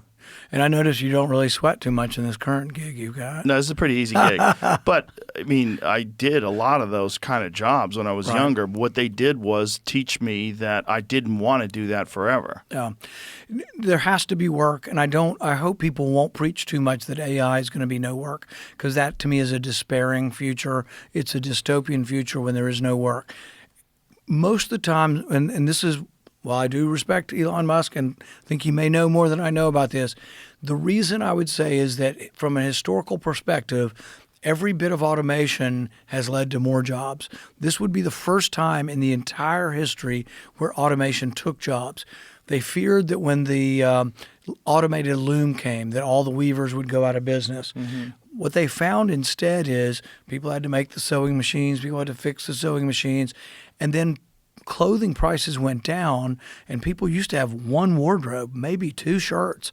Now people have dozens, even regular people can have dozens of shirts. You can get a shirt for $5 at Target or $8 at Walmart. So it changed things. When electricity came around, the candlestick makers rioted. The Luddites in the 19th century broke the looms with hammers and protested against, but we always got more jobs. Progress went on. So I guess from a historical point of perspective, I don't know that there's a good example of automation. It could lower employment in a certain industry, but overall employment, look, we have like 7 billion people on the planet, and we have less poverty on the planet than we've ever had right now. Right, but it's not Luddites that are concerned. It's people that are aware that this is an unprecedented technology. That's the Artificial intelligence is an unprecedented. And that's the question. They're positing that this is different than it's ever been. And I guess my argument, and I'm like I say, I am willing to acknowledge these people may know more about this, but my argument is from a historical perspective, we've never had any kind of invention or automation that ultimately led to less jobs. It always led to more and led to more prosperity. Now, they're arguing AI is going to get more prosperity, and that's why then they'll say artificial high income. There'll be plenty of money. But there has to be work for the mental well-being of people. They cannot sit around, and it. No, I agree. But I mean, it'll be the a question: terrible world. Can you find meaning in life without it just being for money? Can you find tasks and things and goals? Which gets back to my speakeasy, and it may or may not have to be secret, but people are going to go work, even just to work. But well, why does it have to be work? I mean, why can't it be art? Why can't it be it could learning be. how to play it music? Could be. Something interesting. But I also think that the more leisure time you have, AI is going to give. I grant them that AI is going to give us more leisure time. And we also are progressing, and progress is exponential at this point. In 1820, before the Industrial Revolution, at the beginning of it, 98% of people lived on less than $2 a day. And the World Bank does these statistics. Everybody. The only people who didn't were royalty. The only obesity was among royalty. Regular people, even in 1920, there were no fat people. Well, they didn't have processed food back then. They didn't have abundance of time and they didn't have an overabundance of food. The reason we're taller, everybody but me got more calories and got taller. Protein. Yeah, and so it's a food thing. But in 1820, 98% of people live in abject poverty, less than $2 a day. Today, not just the United States, the entire world is less than 10% live on $2 a day. Constant dollars, controlling for inflation, we went from 98% to less than 10%. AI is going to continue that, and maybe it's exponential, but when you have more leisure time, you have time to think of other stuff to do. We have time for our idle brains, which are pretty big, to come up with new ideas. So I think it's not yet known what we will think of, what may pass as work. Maybe art is work at some point, and everybody's an artist. But maybe there also are people who like to, even now, there's automation, and we can grow with pesticides and fertilizers and stuff, just an enormous amount of food. And actually, that's been good for the most part in supplying more food for people. But there's still people who have organic farms who don't use pesticides or any of this. There are people who have cattle with no antibiotics and no vaccines, chickens. And that's sort of labor intensive and not as cost effective. But the only way that can exist is you've got to let them charge more, so that niche market, can still exist. So it's the same with AI. There probably will be some things that maybe AI could do it, but maybe you'd rather a human do it. Even now with art, my wife, Kelly, has written a children's book, and she's looking at art. She looked at the AI, and it was pretty darn good, but she really wanted an artist because she wanted something to be, to have real meaning, and to be something that people connect with. For children's books, a lot of it is connecting with the pictures. Well, I certainly think there's going to be a lot of value in art that's made by humans. Just like there's value in music and even films. That's the argument that, I had Bradley Cooper in here the other day, and we were talking about the concern that a lot of these artists that create films, they're really worried that they're going to start using digital actors and doing everything through computer-generated AI prompts and films even being written by AI prompts. My favorite Dilbert cartoon is this woman comes up to Dilbert and she says, "I'm really worried about the robots. I'm worried about automation, and I'm worried my son won't get work because of the robots." And Dilbert looks at her and he says, "Well, I've met your son, and he could be replaced by a hammer." Always has been this fear, but we have to have innovation and get around it. There will be technical jobs, or other jobs. I don't know. I guess I'm an optimist just by nature, and technology historically has not destroyed jobs. It's created jobs, and we're way better off. Absent the Industrial Revolution, all those inventions, we'd still be living 98% of us on $2 a day. One of the things I want to talk to you about is what's going on in this country right now. One of the big things that's in the news is this whole Minnesota thing. Particularly, there's a lot of things to cover, but particularly fraud, and that they're uncovering a lot of fraud, that it seems like not only was there a lot of fraud, but a lot of these people that were getting a lot of money from this fraud were donating to politicians. There's, I believe, $35 million by daycares was donated to Democrats in Minnesota last year. Is that an accurate number? Let's find out.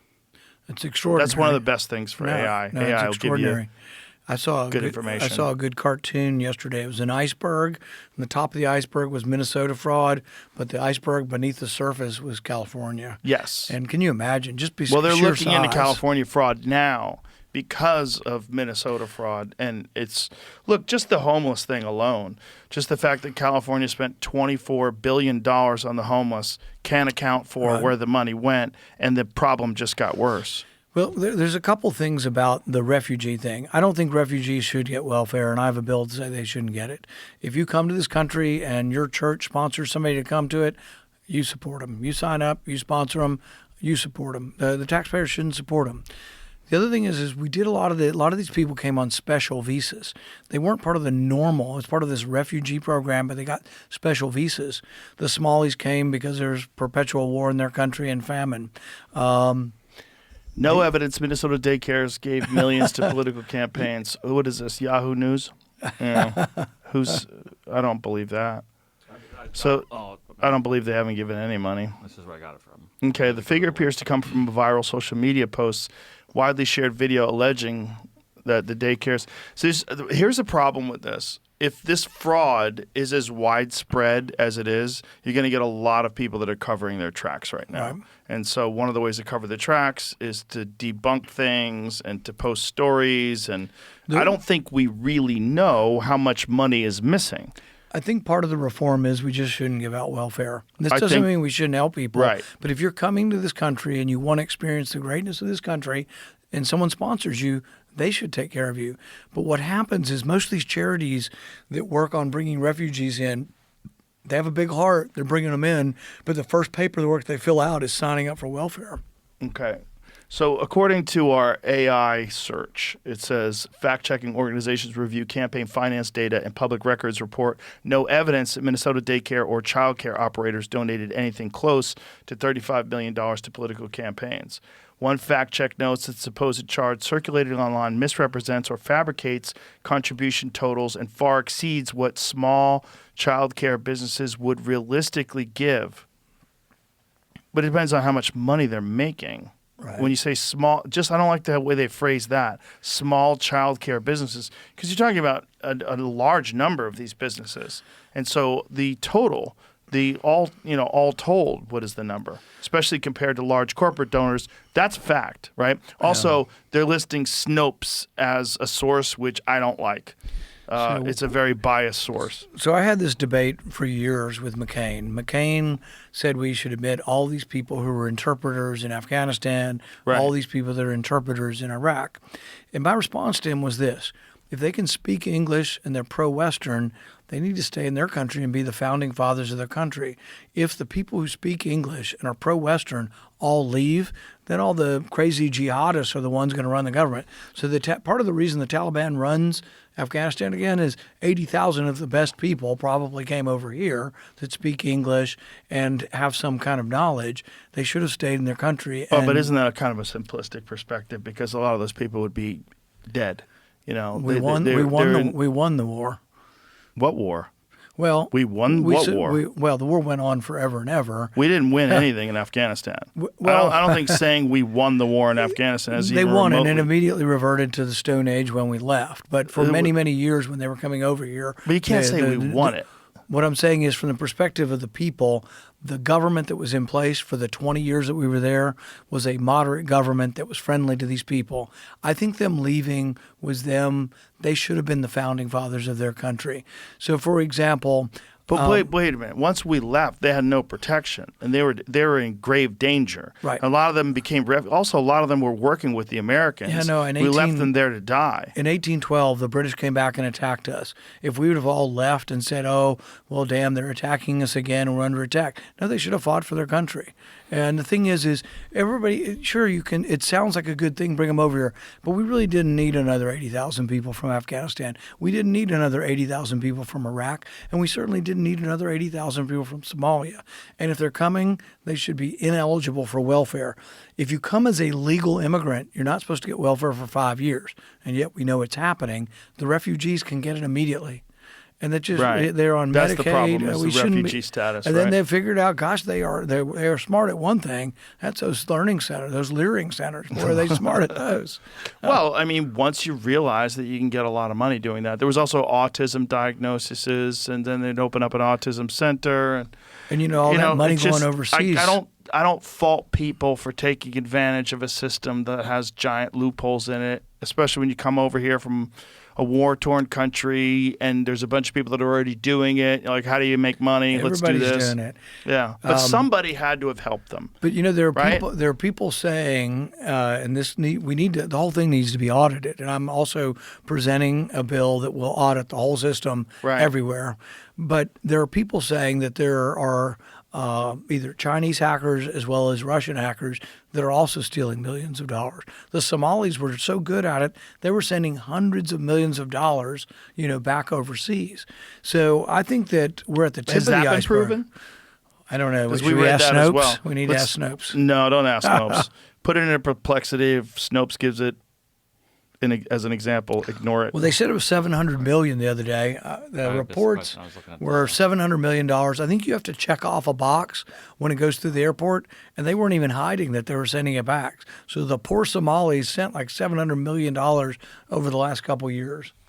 So if they had $700 million to send back to Somalia, if that's true, where's that coming from? Well, they stole $9 billion, and they Is sent that real? Well, that's the number they're saying. That's why it all Who's needs to they? be. It's been in the press reports. I can't tell you Right. exactly who, but we need the whole thing needs to be audited. Right. California and New York, are going to be enormous problems with the same kind of fraud. Yeah. And I think it's virtually a guarantee that we will find more. But why in the world would we run a government where we don't audit this stuff every year? Right. How did it get to this point? That's we, the real we don't question. audit the Pentagon. The Pentagon Right. can't match their records either. Okay, but this is the TSA stuff. This is just but this is you check it off in a box.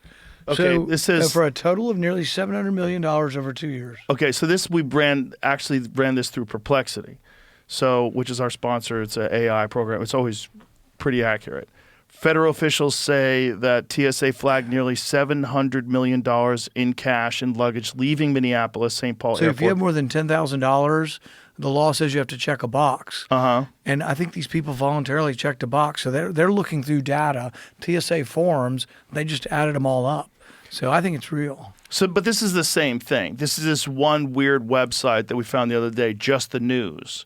So this website, Just the News, published a report saying, a report recently that revealed Transportation Security Administration has flagged approximately $700 million in declared U.S. cash. But the question is, where is Just the News getting this information from? I think from TSA. Right, but why is it one weird right-wing website that is reporting this that everybody refers to when they're talking about the because number nobody's been attached to looking. this John fraud? Solomon is a good researcher, and he does come up with stuff. So have him on. Ask him where he came up with it. I'm pretty sure it comes from TSA forms. I don't think Okay. he's making the number up. I think this But that's is how. an insane amount of money It to is. send back to Somalia. But this is also the gall. You're stealing welfare money, and you're taking it out of the country. And you are so in the belief that you won't get caught. You're not smuggling it out. You're putting on the form, I'm taking $20 Right. million out of the country Well, today. they've been doing it, if it's true, and it seems to be true, they've been doing it for decades. And this is, when did we start mass immigrating people from Somalia into this country?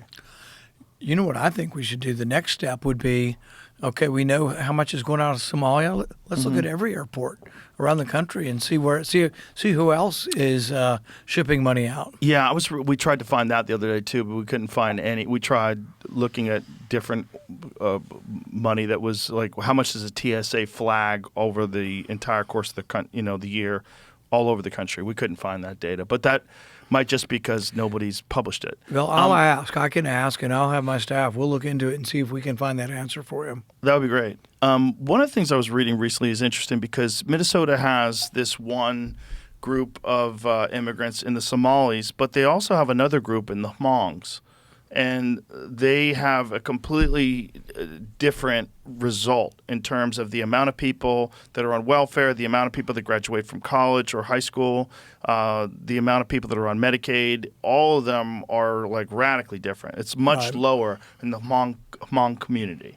Right. Which is interesting. It's like, well, what is that? Is it education in their community? Is it they don't come from a culture that enables fraud? I mean, you have to realize Somalia is obviously where you get an enormous amount of piracy. Right. That's the movie with Tom Hanks. Look at me, I'm the captain now. Right? That's Somalia. Right. And by the way, they were kind of forced into that behavior. Right. Their original name, they didn't call themselves Somali pirates. They called themselves the People's Coast Guard of Somalia because the Europeans were dumping toxic waste off the coast and killing all their fish, and they were fishermen. So they started kidnapping the people that were in these boats and then, to try to get a ransom because if you destroyed our fishing ground, and then they went, oh, well, you know what? It's probably easier to just kidnap people than it is to be a fisherman. So the discussion reminds me of a story. So the Hmongs versus Somalis. Why are 86% of the Somalis still on Medicaid, and why are the Hmongs Right. doing better? So they used to always make this argument that Sweden is so great because it's socialist and that the Swedes are all just doing fine. They're all so happy. Everybody's happy in Sweden. And so they were talking to Milton Friedman about that, and he was over there, and they were bragging about the country, about how great Sweden was and everything, and they were attributing it to socialism. And he looked at them and he says, the Swedes are very happy. They're also very happy in Minnesota. If you look at the statistics of people from Sweden who immigrated to Minnesota, they're kicking butt. They're in the top 1%. And it gets back to what is the argument? Why do Swedes do so well? Many people say it's this northern Scandinavian work ethic. They brought it with them and kept it in their families, and it's transmitted down. They're also not fleeing a war, right? I'm not saying it's more difficult. It's more difficult for but refugees. They're not coming over here as Right. a refugee from a war. They're coming over here as an immigrant who wants a better life. Right. But I will tell you that, so for example, there are people who come and in one generation just kick ass. I'll Right. tell you the Vietnamese. Yes. The Vietnamese came. I know a guy, he came over here. He was on an island for a year and he got 1 cup of rice. He lost like 60 pounds and he wasn't fat to begin with. He was just nothing. He finally got here because he had fought with us, or his brother had fought with us. He gets here, opens a transmission business. 3 of his kids are doctors. One's a vet, one's a pharmacist. They just kick butt in one generation. There are Nigerians that have come here. They have dark skin. Everybody says, oh, America's racist. They kick ass. They have the average Nigerian income is higher than the average white income. So They're people, also famously scammers overseas in Nigeria. Yeah, but what I'm they saying, do a great job in tricking people. But I into think it giving up is. their I money. think it is.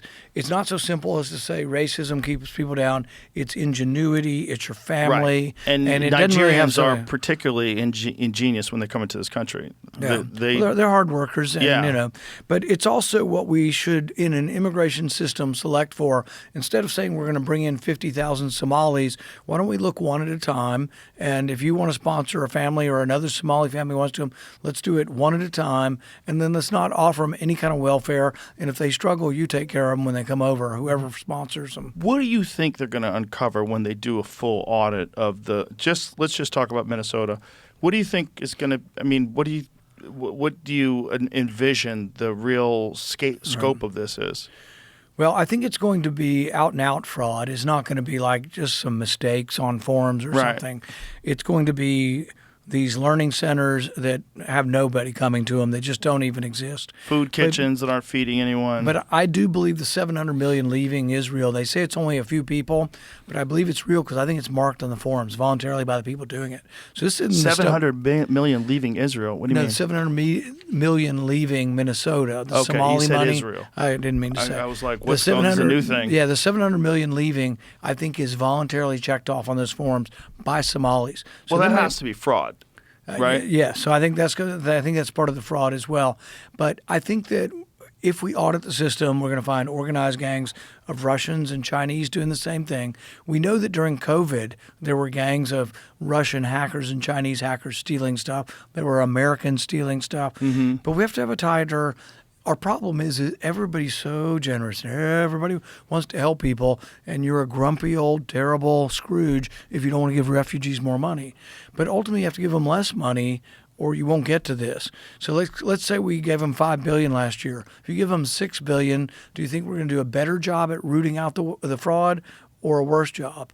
If you give them more money, they'll steal more money. You have to give them less, so everybody's looking harder at the money, and you do it. It's the same way with the Pentagon. If you give the Pentagon, $500 billion more, do you think they're going to be better with our money or worse? Right. So we got to give less money. So you got to give less money to the refugees, and then you have to have more scrutiny of it.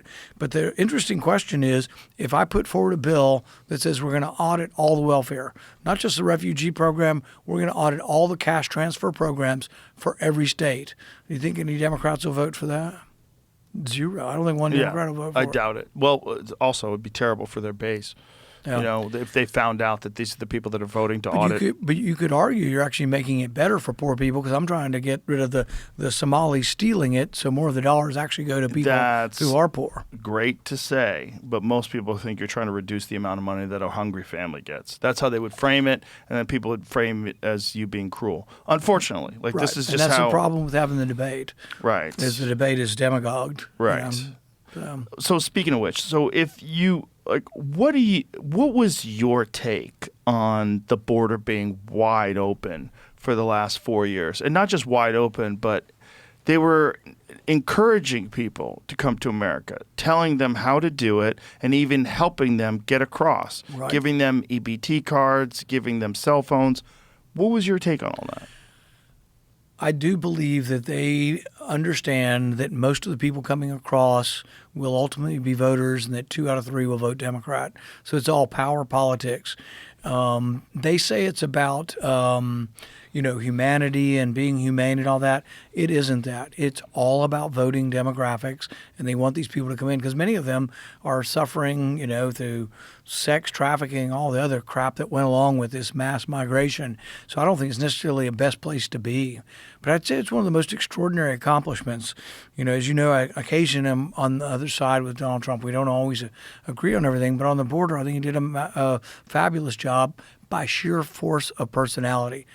He fixed it before any money was allotted. He fixed it in the first 3 months, and it went from whatever the number was down. He reduced it by 98%.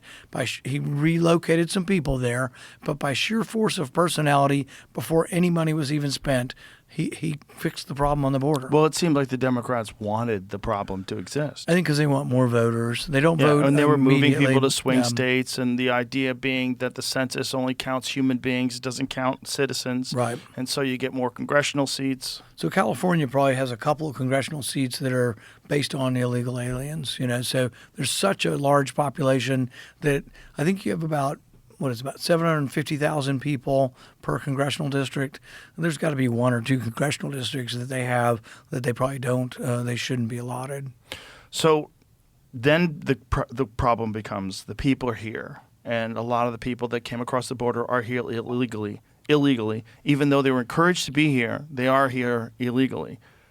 What do you do? Well, you're going to shock you. I'm a moderate on this. I actually think that most of the people that are here and working lawfully and can pass a background check, I would give them no welfare, and I'd give them no citizenship, no voting privileges, but you can work and we won't arrest you. Okay. No citizenship, but a potential path to citizenship? I think it's better just to say the trade-off is this, that you came illegally. Right now the law says you got to go back, and you'll never get in, basically. So the compromise is you came in illegally, you just don't get to be a citizen, your kids will be. Now, the new ones, the 8 million that might have come in last year, some of them need to go back, and particularly any of them committing crimes. And I think people are very open, and I think the Trump administration has sent a lot of criminals back. I think that's good. There's no question. They've sent a lot of criminals back. There's also no question they've arrested citizens that they thought were illegal aliens. They've sent people back that were in this country most of their lives. They came over here as infants, and they don't have birth certificates, and they don't have ID. They don't have citizenship. See, the compromise I'm offering is different than anybody's ever talked about. Everybody thinks the compromise has to include voting and citizenship. If in Texas we gave amnesty and let, a couple million people vote, immediately Texas becomes Democrat for the next 20 years. So that's what it's all about. It's about voting. Is the problem the census? Because why are they counting people and giving congressional seats based on people that aren't citizens?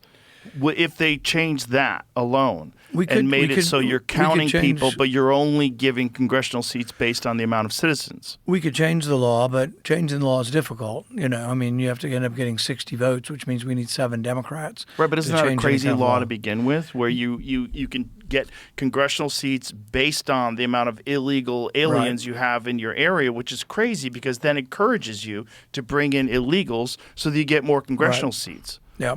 Kind of nuts. Nuts. And then what do? You give those people Medicaid, you give those people food stamps, and then they're on your side. And it's part of the answer to immigration that makes it less of a burden on us is if we base our society on work, we put a wall around our welfare system, and we don't give it to people, refugees or immigrants, legal or illegal. Nobody gets any. And you have to come for work. And what that does is you're going to select out for people who work. And that's why I try to say, and not many people on my side would say this, I think some of the best Americans just got here, frankly. They have good work ethic. They're hardworking people. They work in our fields. They pick our tomatoes. They clean fish. They work in chicken houses. They do a lot of the dirty jobs in our country are done by immigrants. So they also came here with ambition because they want a better life at great peril, and great risk. And some of them are here illegally. I would have a work program. I'd let them sign up for a work program, pass a background check. But do you think that they should have to go back home in order to become a citizen? Like if you could show, if some guy came over here 20 years ago, started off as a laborer, now he's a carpenter, he's working for some construction company, but he's an illegal. Right. Now the trade is you don't get citizenship at all. Your kids will. I would just say you don't get citizenship. That's your trade-off. You know what? Here's an interesting survey. Let's find 1,000 people who are in Texas illegally and do a poll and say, would you accept this? Would you accept that you don't get to vote during your lifetime, but your kids will get to vote if they were born here in exchange for not having to worry about being in a car accident or being sent back to Mexico? I'll bet you 80% of the people who are illegally would take work without citizenship. But you know who wants the citizenship and doesn't care about work? Democrats. All they care about is the voting part. See, what I'm trying to propose is something humane on the work part. Plus, I think we need some workers. Yeah. And I think the people would actually accept it, but they give up. They don't have to give up the country and leave and come back, which might never happen. They just give up the voting. They're not supposed to vote now anyway. They broke the law to come here. Well, that's the really concerning thing, that some of them are voting. Yeah, and that shouldn't happen. And that's one of the craziest things that California's passed, where you're not allowed to show ID when you vote. So, which is just you're essentially saying you're encouraging fraud. No, that's insane. It's insane. It's insane that it passed. It's insane that it's legal. It's insane that they could say that with a straight face and have any sort of a weird, gaslighty answer as to why that would be a good thing. Yeah, but it sort of shines a light on the gulf in our country between, one party and the other, that Right. the gulf is so huge that they really don't want to verify who the voters are. And No. they come up with arguments that just frankly aren't true. Oh, there's racism in the ID and stuff. Almost all the voter ID bills have said you can get an ID for free. Yeah. Just to make sure there isn't some sort of inherent also, racism. you needed thing. an ID to prove that you had a COVID vaccine just a few years ago. Not me. I didn't get a vaccine. Right, but so I don't have a you needed vaccine one card. if you wanted to fly just a few years Yeah, ago, it and was that was terrible. fine with them. Go to New York, The yeah. hypocrisy is Yes. astounding. You want to Yeah. go to a restaurant, you had to have a COVID vaccine. You had to have your ID. It was astounding. But the weirdest one was the open shipping people to swing states. Just the fact that that's okay and that they spend tax dollars Right. just flying people to these states. Yeah, you start to think it's not a humanitarian project, it's a voting project. Yeah, I mean, it does make sense. But the way, how do you feel about the way the government currently is going about trying to round up illegals? Like, obviously, we have this terrible tragedy in Minnesota where that woman was shot, which was horrible. I mean, I don't know why I feel way worse when a woman gets shot, but I always do. Yeah. Especially in that situation. I understand that the officer that shot her, apparently he had been dragged by a car like really recently, Right. which I would imagine also tension's very high, but it just seemed all kinds of wrong to me. Yeah.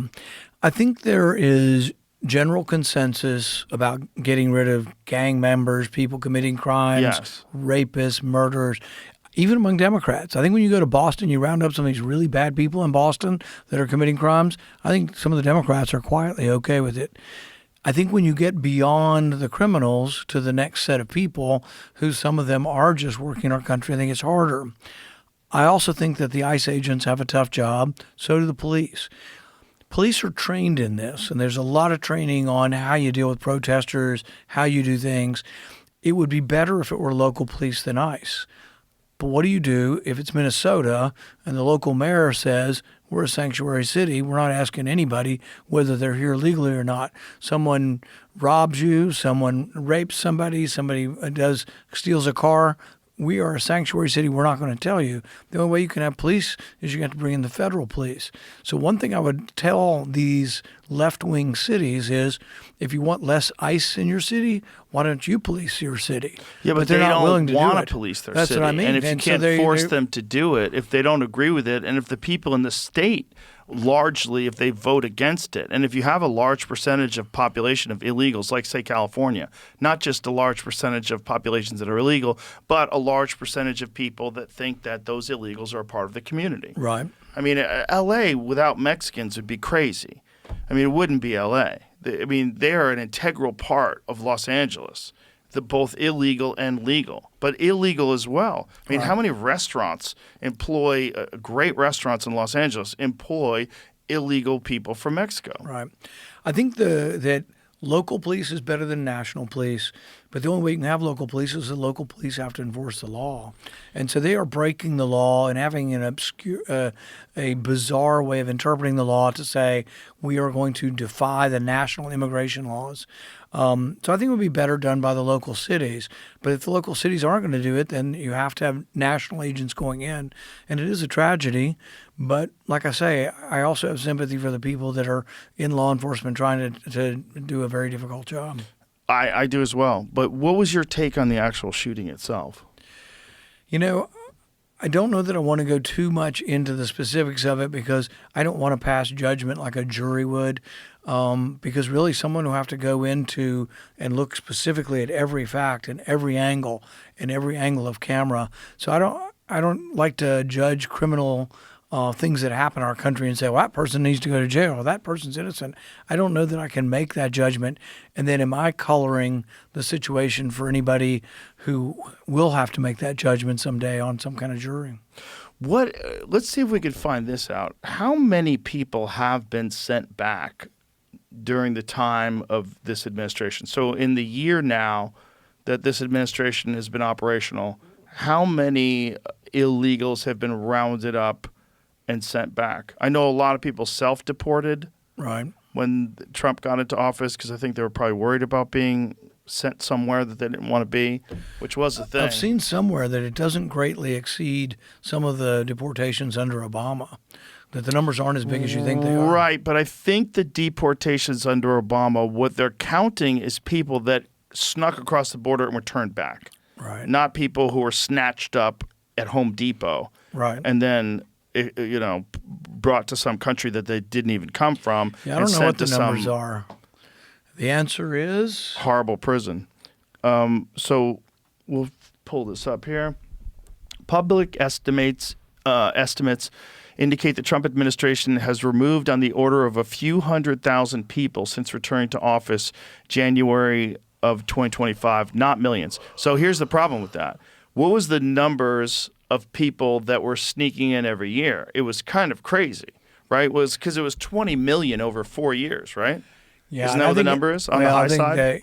I don't know what the number is. The numbers are in the millions, but I think it's hard to estimate because some of them didn't get, if you're not getting caught, how do we estimate how many there are? But I think millions of people came in, and I think it was a tragedy. And like I say, it's one of the things Donald Trump has been an absolute success on is controlling the southern border. Yes, and it should have been done a long time ago. But the question is, like, how effective is the removal process? And do they have a quota that they have to meet? Is this why they're being so aggressive about it? So it says here, October 2025 Homeland Security update referenced in one overview stated more than 2 million people were removed from the country in 2025. But that total combined formal deportations, which were 527,000, with roughly 1.6 million people who voluntarily left or lost status rather than being physically deported. Separate NPR report described about 600,000 deportations in 2025, along with about 1.6 million immigrants. So similar, off by, okay, let's see here. Reflecting broader crackdown. Okay, here's the question. What is the estimate of the amount of people who came in illegally between 2020 and 2024? What would you... I think I've seen some guesses at 8 million. I think 20 is going to be high. But then so 20 million is the exaggeration. I don't know. But there's also been reports through the years of how many are here illegally. They used to say 11. Now some people say 20. Some people say 30. In the whole country? Yeah. I don't know what the number is. But I mean, we don't know. The estimates vary widely. If 20 million people got in a year, that's crazy. Well, that would be insane. That would be crazy. That means we doubled what was here and then made it triple. And even 8 million in a year would be a lot. I would guess that at least millions came in under the Biden administration. Certainly millions, but how many? Okay, it says from 2020 to 2024, government data shows roughly 11 to 12 million encounters, in italics, with people crossing the U.S. border illegally, mainly at the southwest border. Because many people try to cross multiple times, the number of individuals is slightly lower than the number of encounters.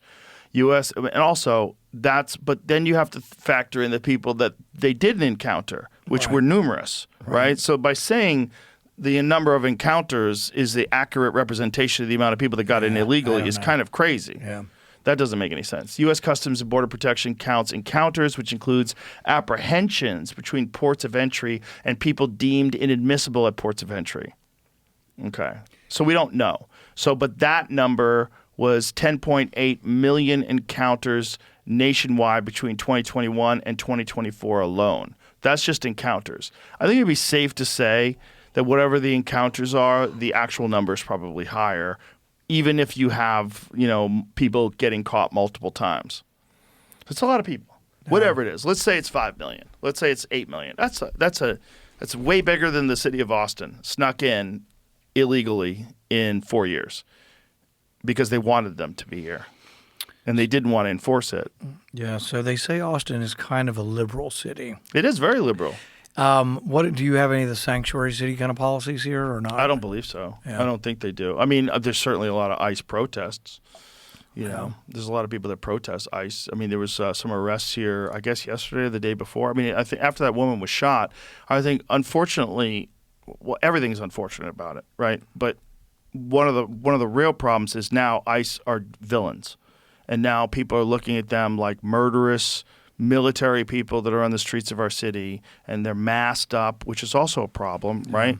Because if you get arrested by a cop, you're allowed to ask the cop, what is your name and badge number? And you could film that cop. If you get arrested by an ICE agent, you have no such right. They're wearing a mask. They don't have to tell you shit. That's a problem. That's a problem on our city streets, right? Because you could also pretend to be an ICE agent. Right. So I saw this terrible story about this family that was killed where these guys pretended to be a UPS driver. And they showed up and they made their way into the house and killed people because they were dressed up as a UPS driver. If you could pretend to be a UPS driver, for sure you could pretend to be an ICE agent, especially since they're completely anonymous. So think about how many people can get arrested or robbed or by criminals, right? Because you could just have people pretending they're like, it's not like it's impossible to fake their logo, right? It's pretty easy. It just says ICE. How hard is that? You could easily imagine armed gangs pretending to be ICE agents robbing people.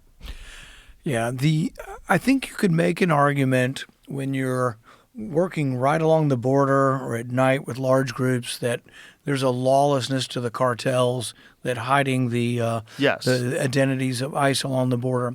It's a little harder to make the argument, and I saw this image in a courthouse in Chicago where it's a big elevator and the ICE agents all have masks on and they're arresting people, and it's all women and children in a big elevator in a courthouse.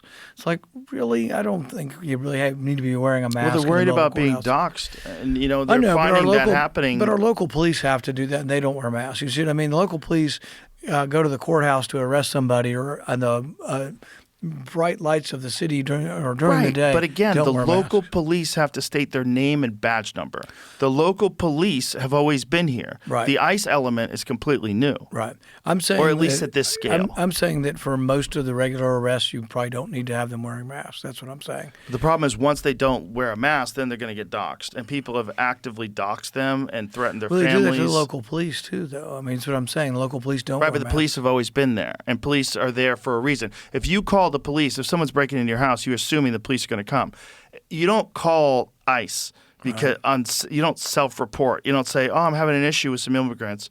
Let me call ICE. No, they're a new factor in the community, and they're wearing masks. That's a big difference. It's not the same comparison. Like most people, except the kooky people that went nutty during 2020 after the George Floyd riots, that were like, defund the police. And boy, did they change their tune as soon as they started getting riots and their buildings burned down. And where's the police? Well, you fucking defunded them, stupid. Like most people believe that police are necessary. Most people believe that crime is awful and you can't have murderers and armed robbers roaming the street. You should arrest them, and you're going to need police officers to do that. But those same people that believe that might also believe that once someone is here, they should be able to stay in this country, and ICE is operating illegally, and we shouldn't have militarized groups of people roaming the streets, just showing up with masks on, snatching people up, some of them U.S. citizens, and shipping them to countries they didn't even come from. So that's why they have to wear a mask. If you want them to do that job, if you want them to be able to deport 500,000 people over a year, which is a lot of people, if that's the real number, they're going to be, their life's going to be at stake. Yep. You're not going to be able to get people to do the job unless you allow them to be anonymous. And then, again, allowing them to be anonymous creates a whole host of other problems where you could have people pretend to be them. And how would you know who's who and who's not? Some people have offered sort of an in-between where they wear badges that have a number or a first name on them, such that when you're arrested, if I think you've abused my rights in arresting me, Steve, and a number, 324. People are going to dox them instantaneously. Their face will be on the internet instantaneously. They'll make lists. They'll put it on social media sites. It's complicated, obviously, but it's also very ugly. To watch someone shoot a U.S. citizen, especially a woman, in the face, where it's like, I'm not that guy. I don't know what he thought. And again, this is a guy who had almost been run over, but it just looked horrific to me. When people say it's justifiable because the car hit him, it seemed like she was kind of turning the car away. It seemed like she was out of her fucking mind to begin with. That lady seemed crazy, right? And didn't she move there specifically to get involved in all this? Yeah, I don't know. She didn't seem mentally healthy. But does that mean she should be shot in the head? Is there no other way to handle this? And then you got these people that are showing up at these ICE people and they're blocking traffic, and she was one of them that was doing those kind of things where they think they're an activist and they're an agitator. Right. But I get back to my initial sort of argument about having local police do it. They're not doing it, but in an ideal world, the way we fix this and have less ICE agents in cities where they're having a very difficult job is the local people do their job and they're not sanctuary cities. Well, how could you stop sanctuary cities? Well, I'm not Is it sure I legal? can. What I'm saying is that some of the blame for ICE being there is the left and their policies of sanctuary cities. Right. So when they want to just say, oh, we hate ICE and we don't want ICE in our city, maybe they should be reflecting that ICE is in your city because you're disobeying the law. And when someone is arrested and they're clearly not a citizen, you're not reporting them to ICE.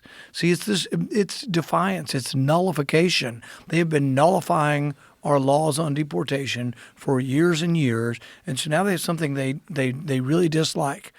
But who brought it upon? My point is the left brought this. It's not an answer, but it's an explanation that the left is bringing this to their cities because they're refusing to enforce the laws. Right, and they don't want those laws. They don't like those laws. They think that once people are here, they should be able to stay. And, this is what my friend Gad Saad calls suicidal empathy. Yep, I follow him. And I think there's a balance to be achieved. I just don't know how it gets done.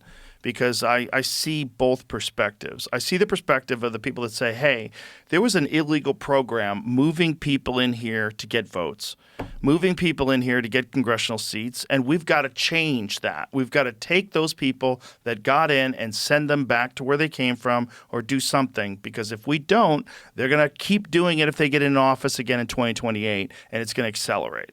And you're going to have to take away some of the damage that's been done to a true democratic system because you've kind of hijacked it. And they kind of have. And then I can also see the point of view of the people that say, yeah, but you don't want militarized people in the streets just roaming around, snatching people up, many of which turn out to actually be U.S. citizens that just don't have their papers on them. Are we really going to be the Gestapo? Where's your papers? Is that what we've come to?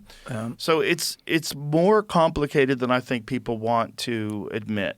People want to look at this as a black and white issue, if you're a compassionate person or if you're a pragmatic person. And I don't think that's true. I think it's both. But I think the argument needs to be made again and again, and the left needs to hear that they have created this situation by disobeying the immigration laws, by ignoring the deportation orders, by not reporting people who are committing crimes. Now, we're not talking about some guy mowing lawns. We're talking about somebody who stole a car, somebody who raped somebody. They are in jail.